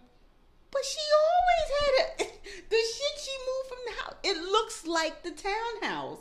The only thing is it ain't spread out over 4 floors. Well, then that's the problem. She always was a pack rat. Always was a pack rat. That bedroom, I'm sorry. That bedroom is smaller than my bedroom. And first of all, it looked like a fucking twin bed or something. That's what I'm saying. That apartment ain't right. That apartment ain't right. Spend a couple of more dollars. Girl. Get you a nice little... And then she talking about she want to paint the walls pink and I want to do my room yellow. I'm like, what? I don't care about that. That apartment is not right. You are living in an apartment that someone on Love and Hip Hop New York would be staying in. Or Black and Crew. You gotta get out of there. If she making $35 a month on the rental of the townhouse, 35 G's, then in order to make money, she should not be spending more than, I guess, 10 to 15 because you want to get ahead. But she got to do better. No. I don't want to. Listen, fat pretty girl, you keep trying to make... No, the apartment ain't right. You got to get out of there. You got to get out of there. That just ain't right. Well, I guess she can't move to Jersey. I'm about to say, shit, I'd rather you be in Jersey for that. Or you need to tell Bravo, like, listen, this is what the fuck we gonna do. I need y'all to knee me. Shut up. When we film, can y'all put me up in that hotel with Tinsley? Shut up. And then when we finish filming, I'll just come back to my little tiny apartment. I mean, that apartment ain't right. That ain't right. Stay in the Hamptons. Oh, gosh. I guess Luann could never afford to move back to the city. No, I don't think so. So she's just She'll probably come there and just stay with somebody when she come. Not Dorinda. Like, oh my God. Did you watch RuPaul? Of course. Why wouldn't I? I'm still not sure about this fat one on RuPaul. I'm still not. Oh, so. And I definitely didn't like the outfit on the runway. Wait, week. hold on. I put her in my fantasy league. This week I liked her a little bit more. I don't know. It's still a questionable for me. What'd you think of Miss Vanjie this week? I love the runway outfit. I like the whole thing of them doing their signs. But I'm going to tell you who I think is, no pun intended, the dark horse. That damn Evie Oddly. That bitch is weird, but I loved the look. I loved that mechanical lion from the Wiz. It was just like, oh, I loved it. And the two different eyebrows, the two different colored eyes and everything. And the way she was moving down the runway, I loved it. I'm trying to remember what she had on. I don't know. She was the Leo, but she was metallic. She did, yeah. So she did one a different way with it. Yeah, and her and the one who was dressed up as the goat or the ram got into it in the room, and she said, "I'm not feeling the energy in here." She was like, "I'm not feeling your makeup," and she was like, "Oh yeah, she did. Yeah, she did surprise me when she pulled her look together. It did come together." Okay. Nina West, I think it's a little favoritism going on there because she's never coming to slay, yet she's always getting a pass on a non-slayage. Which one's Nina West? She's a big girl. Oh, the white big girl. Mm-hmm. Yeah. Because this week she had like a fire thing or whatever. Yeah, like I wasn't a fan either. Yeah, she's never slaying, but she's not. And they just like letting her pass. And I'm like, I don't understand this. Yeah, I wasn't a fan of her look either. What did you think about I don't know all of them. The one with the lion and she had the big hair. Okay. And she said to Silky, like, listen, it's easier for y'all as big girls because you do a split, the whole room like, oh, I do a split. And they like, okay. I agree. I did too. Until she put it like that, I'm like, yeah, we do go crazy. It does go a little bit further. I mean, you look at a bitch like Eureka, though, you run the risk of popping your fucking knee out every time you do it because you fat. You ain't supposed to be doing all of that. But yeah, I do think that, the skinny girls, like just what, I can't remember the one that was in the bottom. You got to do a fucking triple lux going all the way across from one side of the stage. Let me tell you, she shouldn't have done that because, and I was going to get to that point later. I forgot what her name. She was younger. She said she Coco.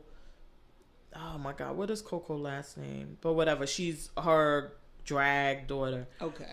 I felt like when she started doing those flips, she looked real desperate. You did. Absolutely. And I think that a lot of the queens are going wrong on that part when it comes across as desperate. It does. She just looked really, really, really, thirsty. Really desperate. It didn't look like it was a performance. It didn't look like anything. It just looked like, okay, I'm losing here. Let me do some flips. Because let me tell you, what's her Little name? Miss Honey with the stroke. She had the stroke. Oh yes, all right. I was she like, said, "I'm gonna give you the stroke on the left, the right, and hold all on. of it." First of all, when she started telling the story, I was like, yeah, I hope she go home. And then when she hit that one, I'm at that lip sync. I said, never okay, mind, take it back. Yeah. I need to see because even her doing that thing going back, where it wasn't like a big deal, it was like a big deal because she made it so dramatic that you're just focusing on. That's why you're here. Okay, I need you to do this in all the challenges, all the performances. One of the things that I'm getting tired of, I think in her performance, it may have been necessary and it wasn't so cliche when she pulled off the wig because she had this big wig on and maybe she knew like that wig ain't even gonna hold on. So let me take it off and get rid of it. But I'm tired of the double wig reveal. Yeah. I mean, it has been done over and over and over since the earliest scene when RuPaul told them, I'm tired of y'all taking y'all wigs off. I'm tired of y'all taking y'all clothes off. Y'all are not going to keep doing this and it's not going to work. Yeah. And then we saw when the first person, I forgot who it was, but then they went to go do it and they had another wig and it was like, ah! Yeah. But It's been every I think it's season different. thereafter. Yeah, they just need to stick with the, if you want performance hair versus whatever, then just put it on and let it go. Hers, I gave her a pass because when she did it and the way she took it off, I'm like, okay, this is like a show wig. Mm-hmm. It wasn't glued down. It wasn't anything. And she probably like, listen, if I gotta lip sync for my life, that wig gonna flip. It ain't gonna work. And that ain't gonna work. So let me do this. I loved her lip sync. I love when the guy from SNL came backstage with them, and when he was leaving, he was like, Vanjie, Miss Vanjie. This is why I say I think that is so weird and unfair to the other contestants, because she has such a great impact that I think she should have went straight to All Stars. And I think that on All Stars, that should have been the thing, is that how is she here and she got one episode. And that they have that battle. I don't think that she should be on this one. And then, I mean, because if she wanted to, honestly, RHOA was probably signing the contract now, like Vanjie, All Stars. Okay. Yeah. Done. But who knows if Vanjie was probably like, oh, I'll come back and do your little season 11, but I'm on All Stars too. Wait. We don't know. Wait. When she was doing the cool dad, oh my God. Well, I was every bit of Michelle and Ross. They had me cracking up. I said, that's how I feel on the inside. And she was like, I'm a cool dad. They were like, why you sound like Cookie Monster? Do a different voice. She was like, I got other voices. They were like, go back to Cookie Monster. One thing, and maybe that was my issue too, because as a fat girl, I know what it looks like when I take my clothes off. I know. Mm-hmm. I know it takes a strong-willed person to want to see it. I was not a fan of Silky's photo shoot. When you taking all of that stuff off and look, I just wasn't a fan. Only thing I didn't understand, because in the actual picture that makes it, she is covering her boobs like that. Okay. I was about to say, because I know there were some shots where she wasn't covering, and that I did have a problem with. And I don't know how this works out with my issue with it, is because I really don't know, because I really don't understand society, how this works. But because women can't show their boobs or their chest or nipples or anything, but men can. Right. So once you get into drag as to be a woman, then you should also, all of your behavior and mannerisms should go your bitch confirm. Should be covered. Yes. I don't even as I'm saying this, trust me, guys, sense. I don't understand why this makes sense or how this works. But that was my thing, is that if she would have not put anything and just was like, hey, I'm letting them hang, because she did take some pictures like that, and I didn't like that. But then when she covered it and had it, the final picture did come out nice. And I think because being so fat, it covered anything, because you couldn't see shit. Yeah, well, no, definitely that. But I don't know. I guess it just wasn't aesthetically pleasing to me. Like, it looks like he may have had either lost some weight or got some. Wait, hold on.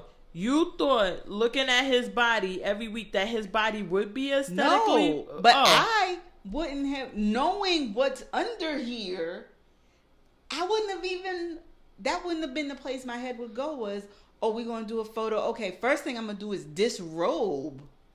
Like, I don't know. I didn't mind that because you got, I mean, the thing is this, it's your body. You gotta be comfortable with it. While I may not want to show my body, but it is the body that I have. So I think that if the position is that if it was one of a better shaped queen, then it would be okay. Like the picture wasn't a problem. Then she should have I'm sorry, that part, she should have the right and she should do it. And I didn't have any problems with that. It's definitely it's my insecurity, because it would be, if it was me, that wouldn't be my choice. So it's not, when you're watching it, it's yourself reflected back. Oh, so it's no. stuff I would have a problem with. What drag queen are you? I'm Vanjie. I was getting ready to say I could be Fat Pretty Vanjie. Yeah, I don't be thinking of myself in these. Oh yeah, because I always imagine myself like in like if I was to be able to pull my, like, sculpt like them and snatch my waist and do all of this, put on makeup like them. I'm like, well, let me tell you, you, before all these IG hoes got on contouring, I was all up on it because I watched my drag queen since season 1. But no, so I think that, I guess the very point of the reason why you say you wouldn't have done it or you don't think she should have done is the very point and reason I think she should have done it. Right. That I'm comfortable with my body and how it looks. And you're going to see it. Yeah. Because, like I said, if she was in better shape, nobody... If it was like, listen, the picture and everything would be great. It's just that she's fat. If she's okay with being fat... I mean, well, you got to be okay. But do you not think it was the joke? Because in that same point, if a fitter model had done it, would Rue have been cackling? Or would it have been a, ooh, yeah, girl... So was she doing it thinking, she wasn't even doing it in a I'm sexy no matter what size I am type of way. She did it to me as a joke, making fun of herself. And as a fat girl, I too make fun of my own insecurities because they're my insecurities.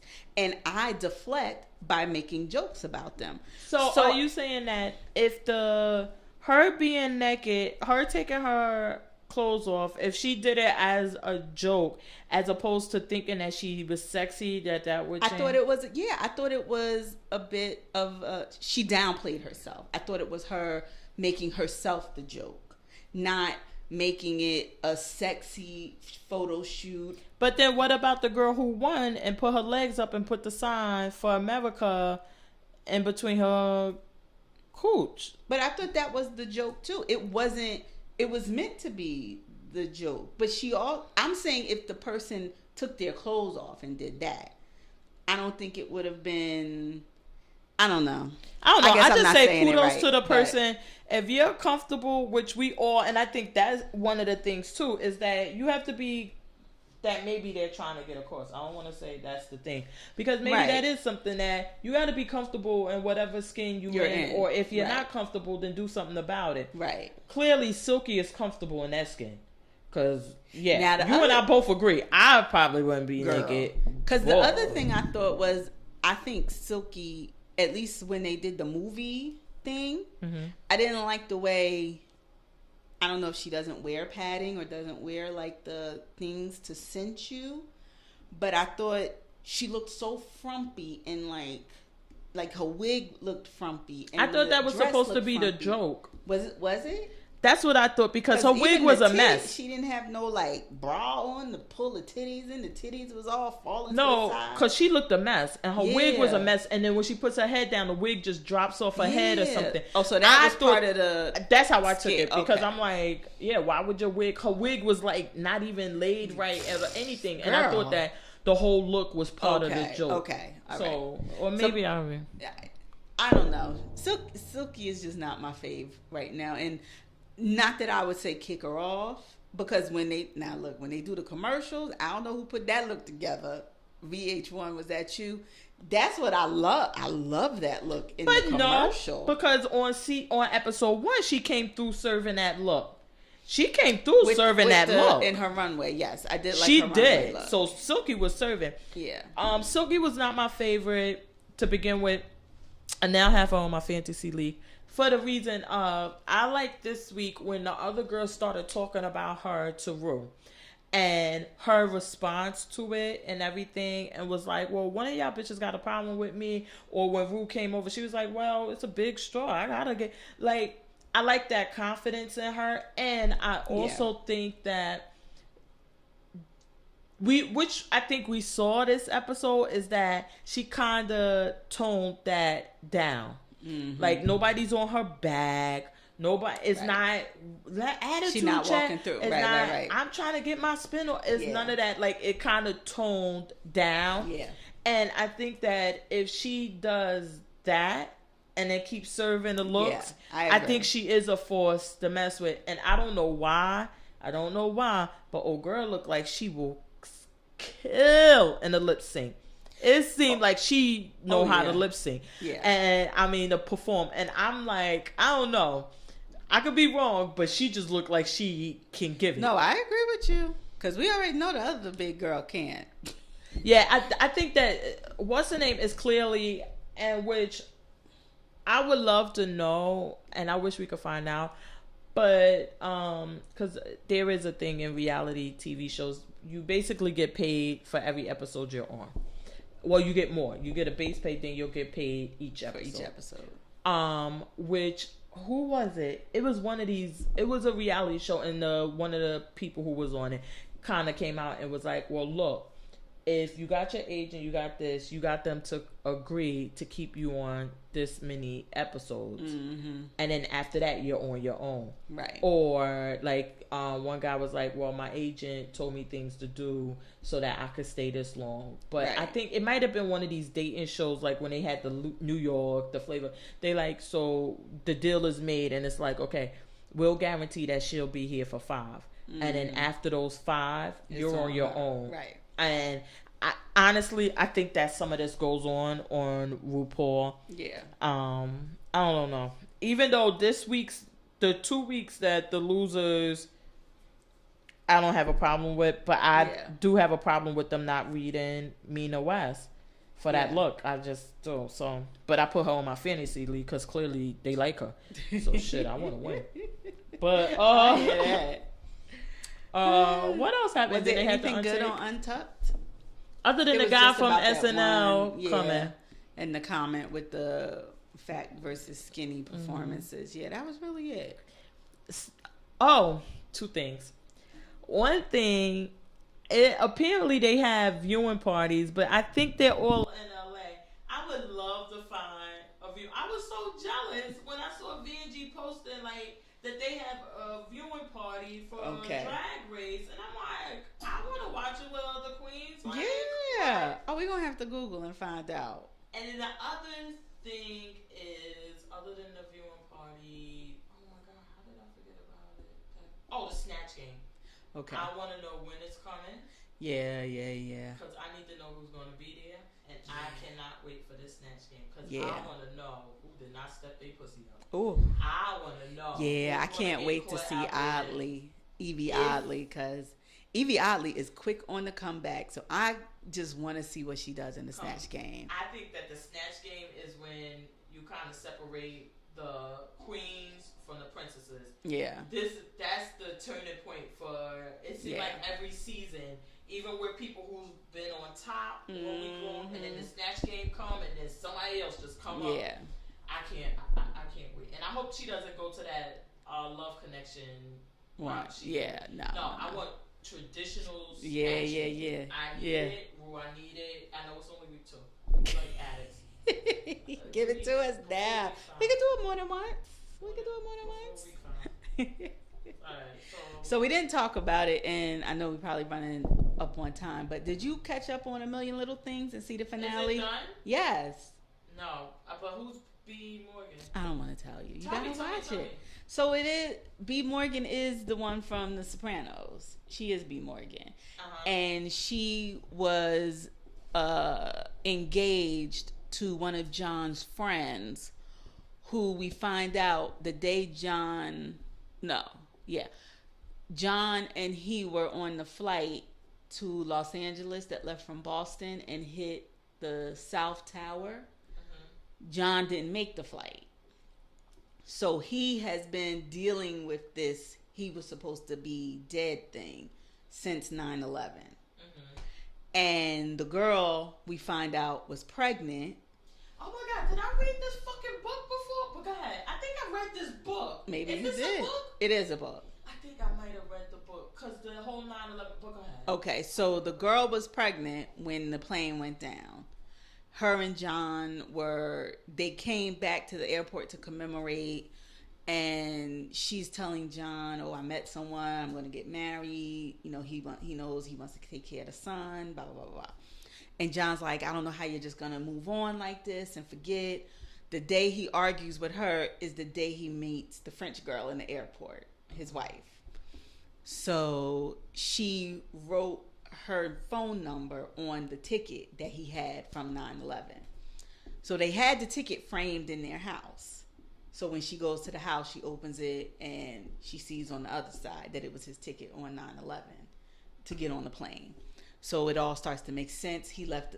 Barbara Morgan shows her the video saying, you know, why he's always dealt with these issues and why he killed himself, essentially. And it was because he always felt guilt from surviving and not being on that plane. We see the son doesn't watch Barbara Morgan's son that she was pregnant with. He's 17 now, of course. It's the kid that Rome met in the hospital who was talking about who read the play and was saying, "Oh, it's really good." Did you see that episode? No. Okay. So he saw the guy, he saw him, and that's Barbara Morgan's son. So just all of this, you know, serendipity things connecting, and so that was it. The Graham guy tells the wife about the kid because they were going to get back together. She never filed the divorce papers. I know. I saw that part. And then before he comes back home, I'm assuming they left it as a cliffhanger, but before he comes back in the house, he tells her, "I need you to come outside. I have to tell you something." And everybody's like, "Well, is he about to tell her?" And then it clicks off. But you have to. She said to him, "We can't go back in with any lies. Everything's on the table now." Blah blah blah blah.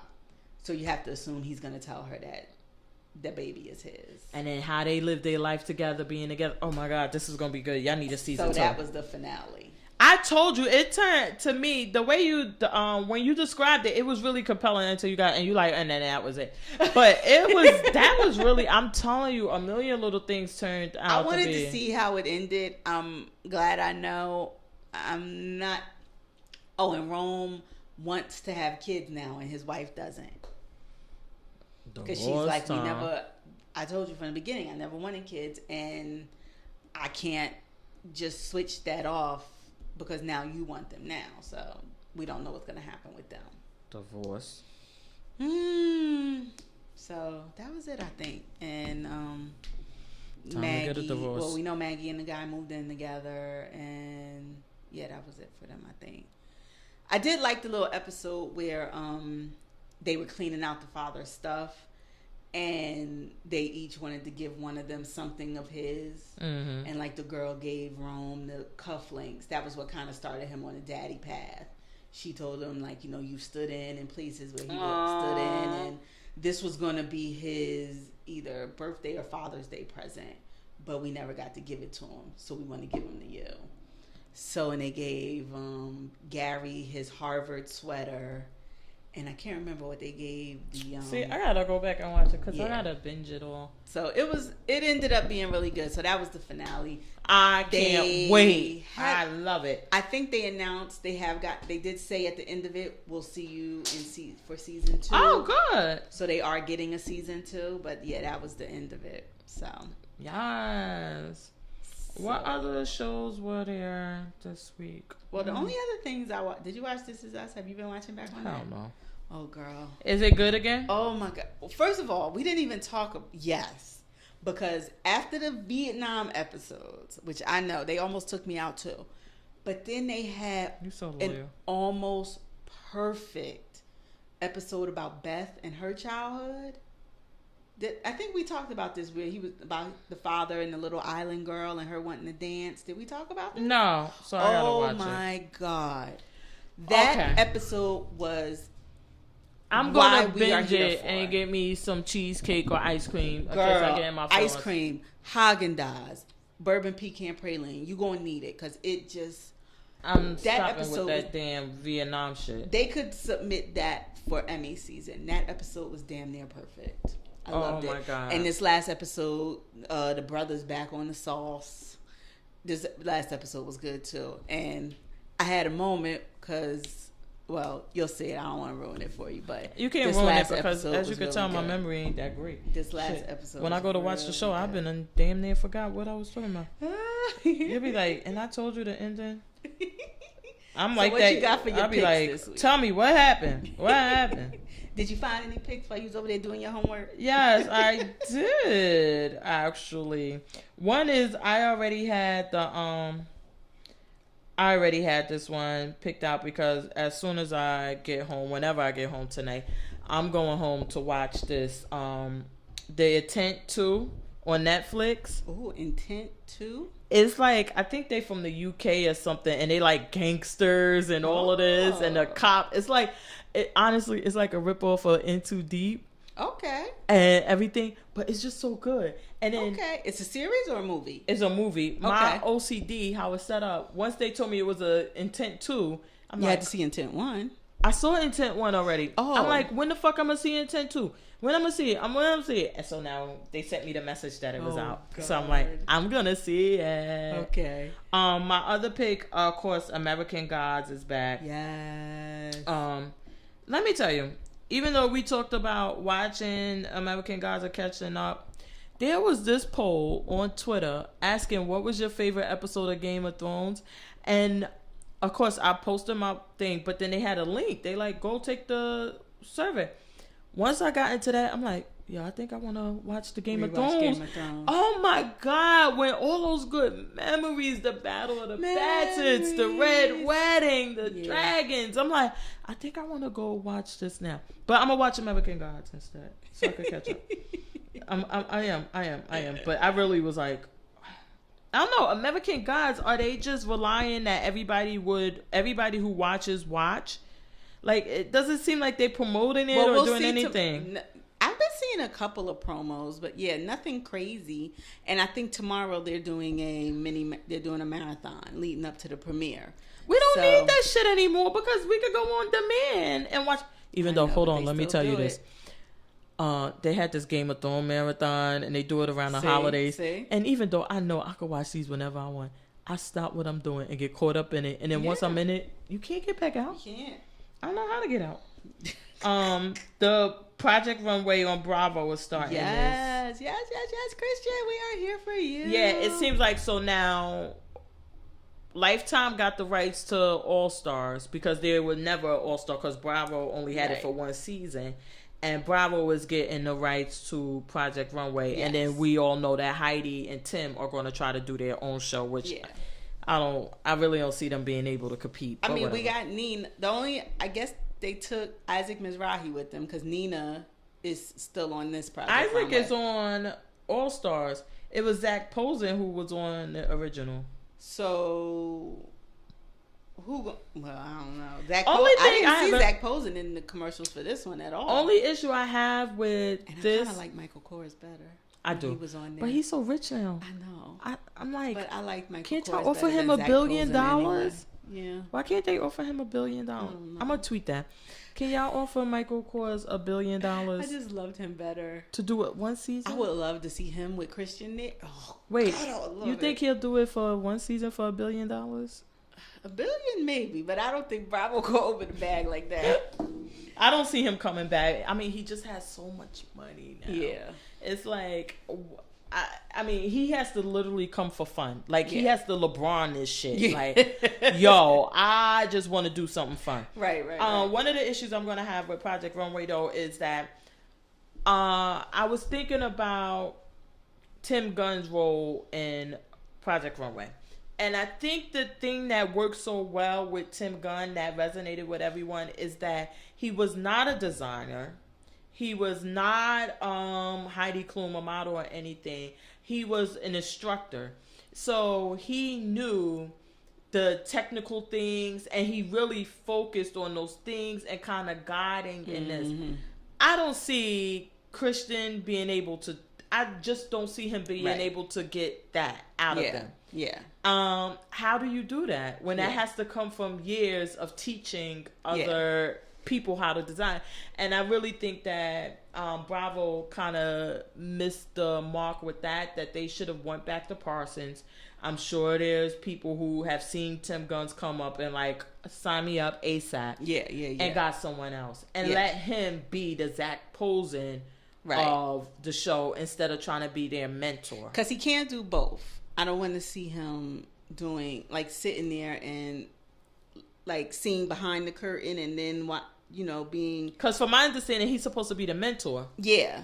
So I don't want him sitting there also, unless he's just watching them come down, but then critiquing it when you've done all the critiquing behind the scenes. So. That I don't know. They really need to fix that. So I'm gonna make sure I tweet so I could tell them, and hopefully they'll change it. And then my last pick is Arrested Development. It comes back. Yes, on Netflix. I love Arrested Development, as everyone knows, because how much could a banana cost? $10? Oh, like, I love Arrested Development. And then I started watching Veep out of nowhere because, I love on Veep. Really? Yes. I never watched this show ever. Oh my God. And this is the last season coming up, so you'll be all caught up. Oh, I should watch it then because I was on demand. I was waiting for RKelly to start last night. So I was like, let me just watch. And it was like the first show in Start Now, whatever. Mm-hmm. So I put it on, and then I saw my guy from Arrested Development. I'm like, oh shit, this gotta be good. Yeah. Oh, it's good. It's good. And this then. is her last season coming up with it. So. Oh my goodness, I'm gonna watch it. But those are my picks. Okay. Well, all I got is I watched the show I was telling you about on Netflix that I was gonna put up my pick is Ricky Gervais Afterlife. It seems like I don't like him. It. I don't like him though. Oh, see, I love an asshole, and he it's is not that, such an asshole. That's not what I don't show. like about him. Because I like people like that. Because we got our guy Larry David that we love. Yeah. I love that. Oh, I just don't like him personally, and I think that so how Larry David does it, and we do have other people that are assholes, and it comes across like, hey, this is truly who I would be in a real life situation, right. and things like that. With him, it seems like it's extra sauce on it to kind of bring it to that point and like to be obnoxious. Yeah. And I just don't think he needs to go that. And I know I really started not to like him. I think he hosted the Emmys, and that was when I was like, oh yeah, I don't like him. Yeah. So I did see the trailer because it looked like it would be a really good. The premise of the show. Oh, let me not steal your pick. No, it's okay. So he and his wife have been together for about 25 years. She dies of breast cancer. They have no children, and he's lost, and he is contemplating suicide. All he does is sit at home, watch clips of her videos that she sent him to watch about how to get on after she's gone. And the only thing that really keeps him from offing himself is that she's like, you have to feed the dog. Once when you get up, once when you come home from work. And the dog is just sitting there like, yeah, motherfucker, you ain't fed me today. And he goes downstairs and all he has is a can of baked beans and vegetable curry. And he's like, which one you want? So that was the first episode. And then you see like he lives in this really sleepy town. He works for the town newspaper that's free, that nobody, like they do like little stupid stories about the one guy who got 5 birthday cards that were all the same for his birthday, like just little stupid stories. Yeah, I think that, so I know that because I had watched the trailer and everything, because when you read it really sounds really good. And the premise, which I believe was that the wife does die, and that she was the one who kept him like upbeat and kind of stopped him from being an asshole and going that completely. Forward. Yeah. And that when she dies, he's like, well, like he lost his will to live. He's like, I might as well just end it. But then in the meantime, he's like, yeah, I don't have any compass now. The newspaper he works at, the wife's brother works at. And he's saying to him, like, I need you to just, dive into your work. Really? And he was like, why? You're not going to fire me? He was like, I just need you to be nicer. He was like, why? Yeah. I don't have to be nicer because you're nice. So I don't have to be nice because you're nice. And I was like, he's speaking my language. Yeah, so it's supposed to be like, this is a change of point. So it seems like it, but I just don't like him. Find his will to live. I liked it so far. I watched a few of the episodes. The other thing coming up this week is The Passage, the finale. I don't know if you've been watching this show, but I love vampire shows. I do. Always have. Well, there is one on Netflix. You should watch. The Order. Yeah, I started it. The first episode kind of. It's not vampires. It's werewolves. It's witches. It's werewolves and witches or something. I started the first episode. It was a little slow, and I turned it off and started watching Afterlife. Okay. So, but The Passage is really good. It's got black girl magic. You got little Mark Paul Gosselaar from Saved by the Bell, And this is the 2-hour season finale. They haven't said if it's getting to season 2 yet, but they're doing 2 hours for the season finale on Monday. So I'm here for it. I really enjoyed it.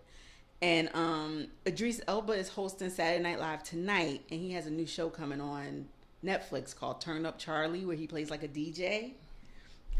I'm done. I love Idris. He replacing Will Smith in Suicide Squad, so I'm done. Yeah, I'm okay with that. Well, you don't like Suicide Squad, so you can't comment. Okay, That's sorry. like a DC person commenting on a Marvel movie. We don't give a fuck what you think. You don't like Suicide Squad. Along with American Gods, they got a new show coming on called Now Apocalypse. Have you been watching? Sorry, no, not it's about okay. Now It's all right. Apocalypse, because I meant to ask you, but then I forgot, and then whatever. She just remembered. But the Black Monday. Am I caught up? What was the last episode? Remind me. I ain't been watching it. I think I'm one episode behind. Oh. But I have been. And it's still good.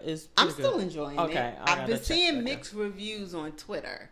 So it's been kind of a back and forth, 50-50, loving it, hating it. But I'm still enjoying it. It's a little half hour. It don't do shit. So and did you watch Deez is a Mellow? That was the one. Oh no, I didn't watch that this week. How was that this week? Better? It was a lot better this week. Yeah? Okay, good. I'm glad. I'm gonna watch it. Because they had Vince Staples. Oh, the infamous. Yeah, they had him on there. The infamous Vince Staples. I told you he's big. He's big in these streets. You know what? Full disclosure. When we were talking about him last week, you know who the fuck I thought he was? Who? Vic Mensa. Goodbye. Because I'm like... I'm hanging up the phone. I was like, when he was on Raw, I didn't even know who he was. And I'm like, how she keep saying he everywhere? I didn't even know who the guy was. And then when they introduced him, because he's on like a Sprite commercial or something, and I'm like, oh, you're not him. I can't stand you. Goodbye. Goodbye. Listen, I'm hanging up. I gotta be honest. Hang up on her, y'all. I'm crazy, but I'm honest. All right. Oh, but what's Now Apocalypse? Because it's a new show. It looks like it's got superheroes or something, drugs. I'm really not sure. What? Yeah, it was drugs. It was like crazy. The guy was doing drugs. I know. I saw it. And like Chris Brown? Oh, was it Chris Brown drugs? Wait, no. Now Apocalypse. Real quick, give me a synopsis. While on quest to pursue love, sex, and fame with his friends in LA, Ulysses' premonitory dreams make him question the possible presence of a dark and monstrous conspiracy. Yeah, I don't know what that means. But the commercials looked interesting. I'm going to post y'all a poster on Yeah, you're going to have to Instagram. post something so we can find out what the hell it's about. Because they ain't tell us nothing. Hey, I give you somebody in LA who want to make money. Shit, everybody in LA want to make money. It was an official selection at Sundance this year.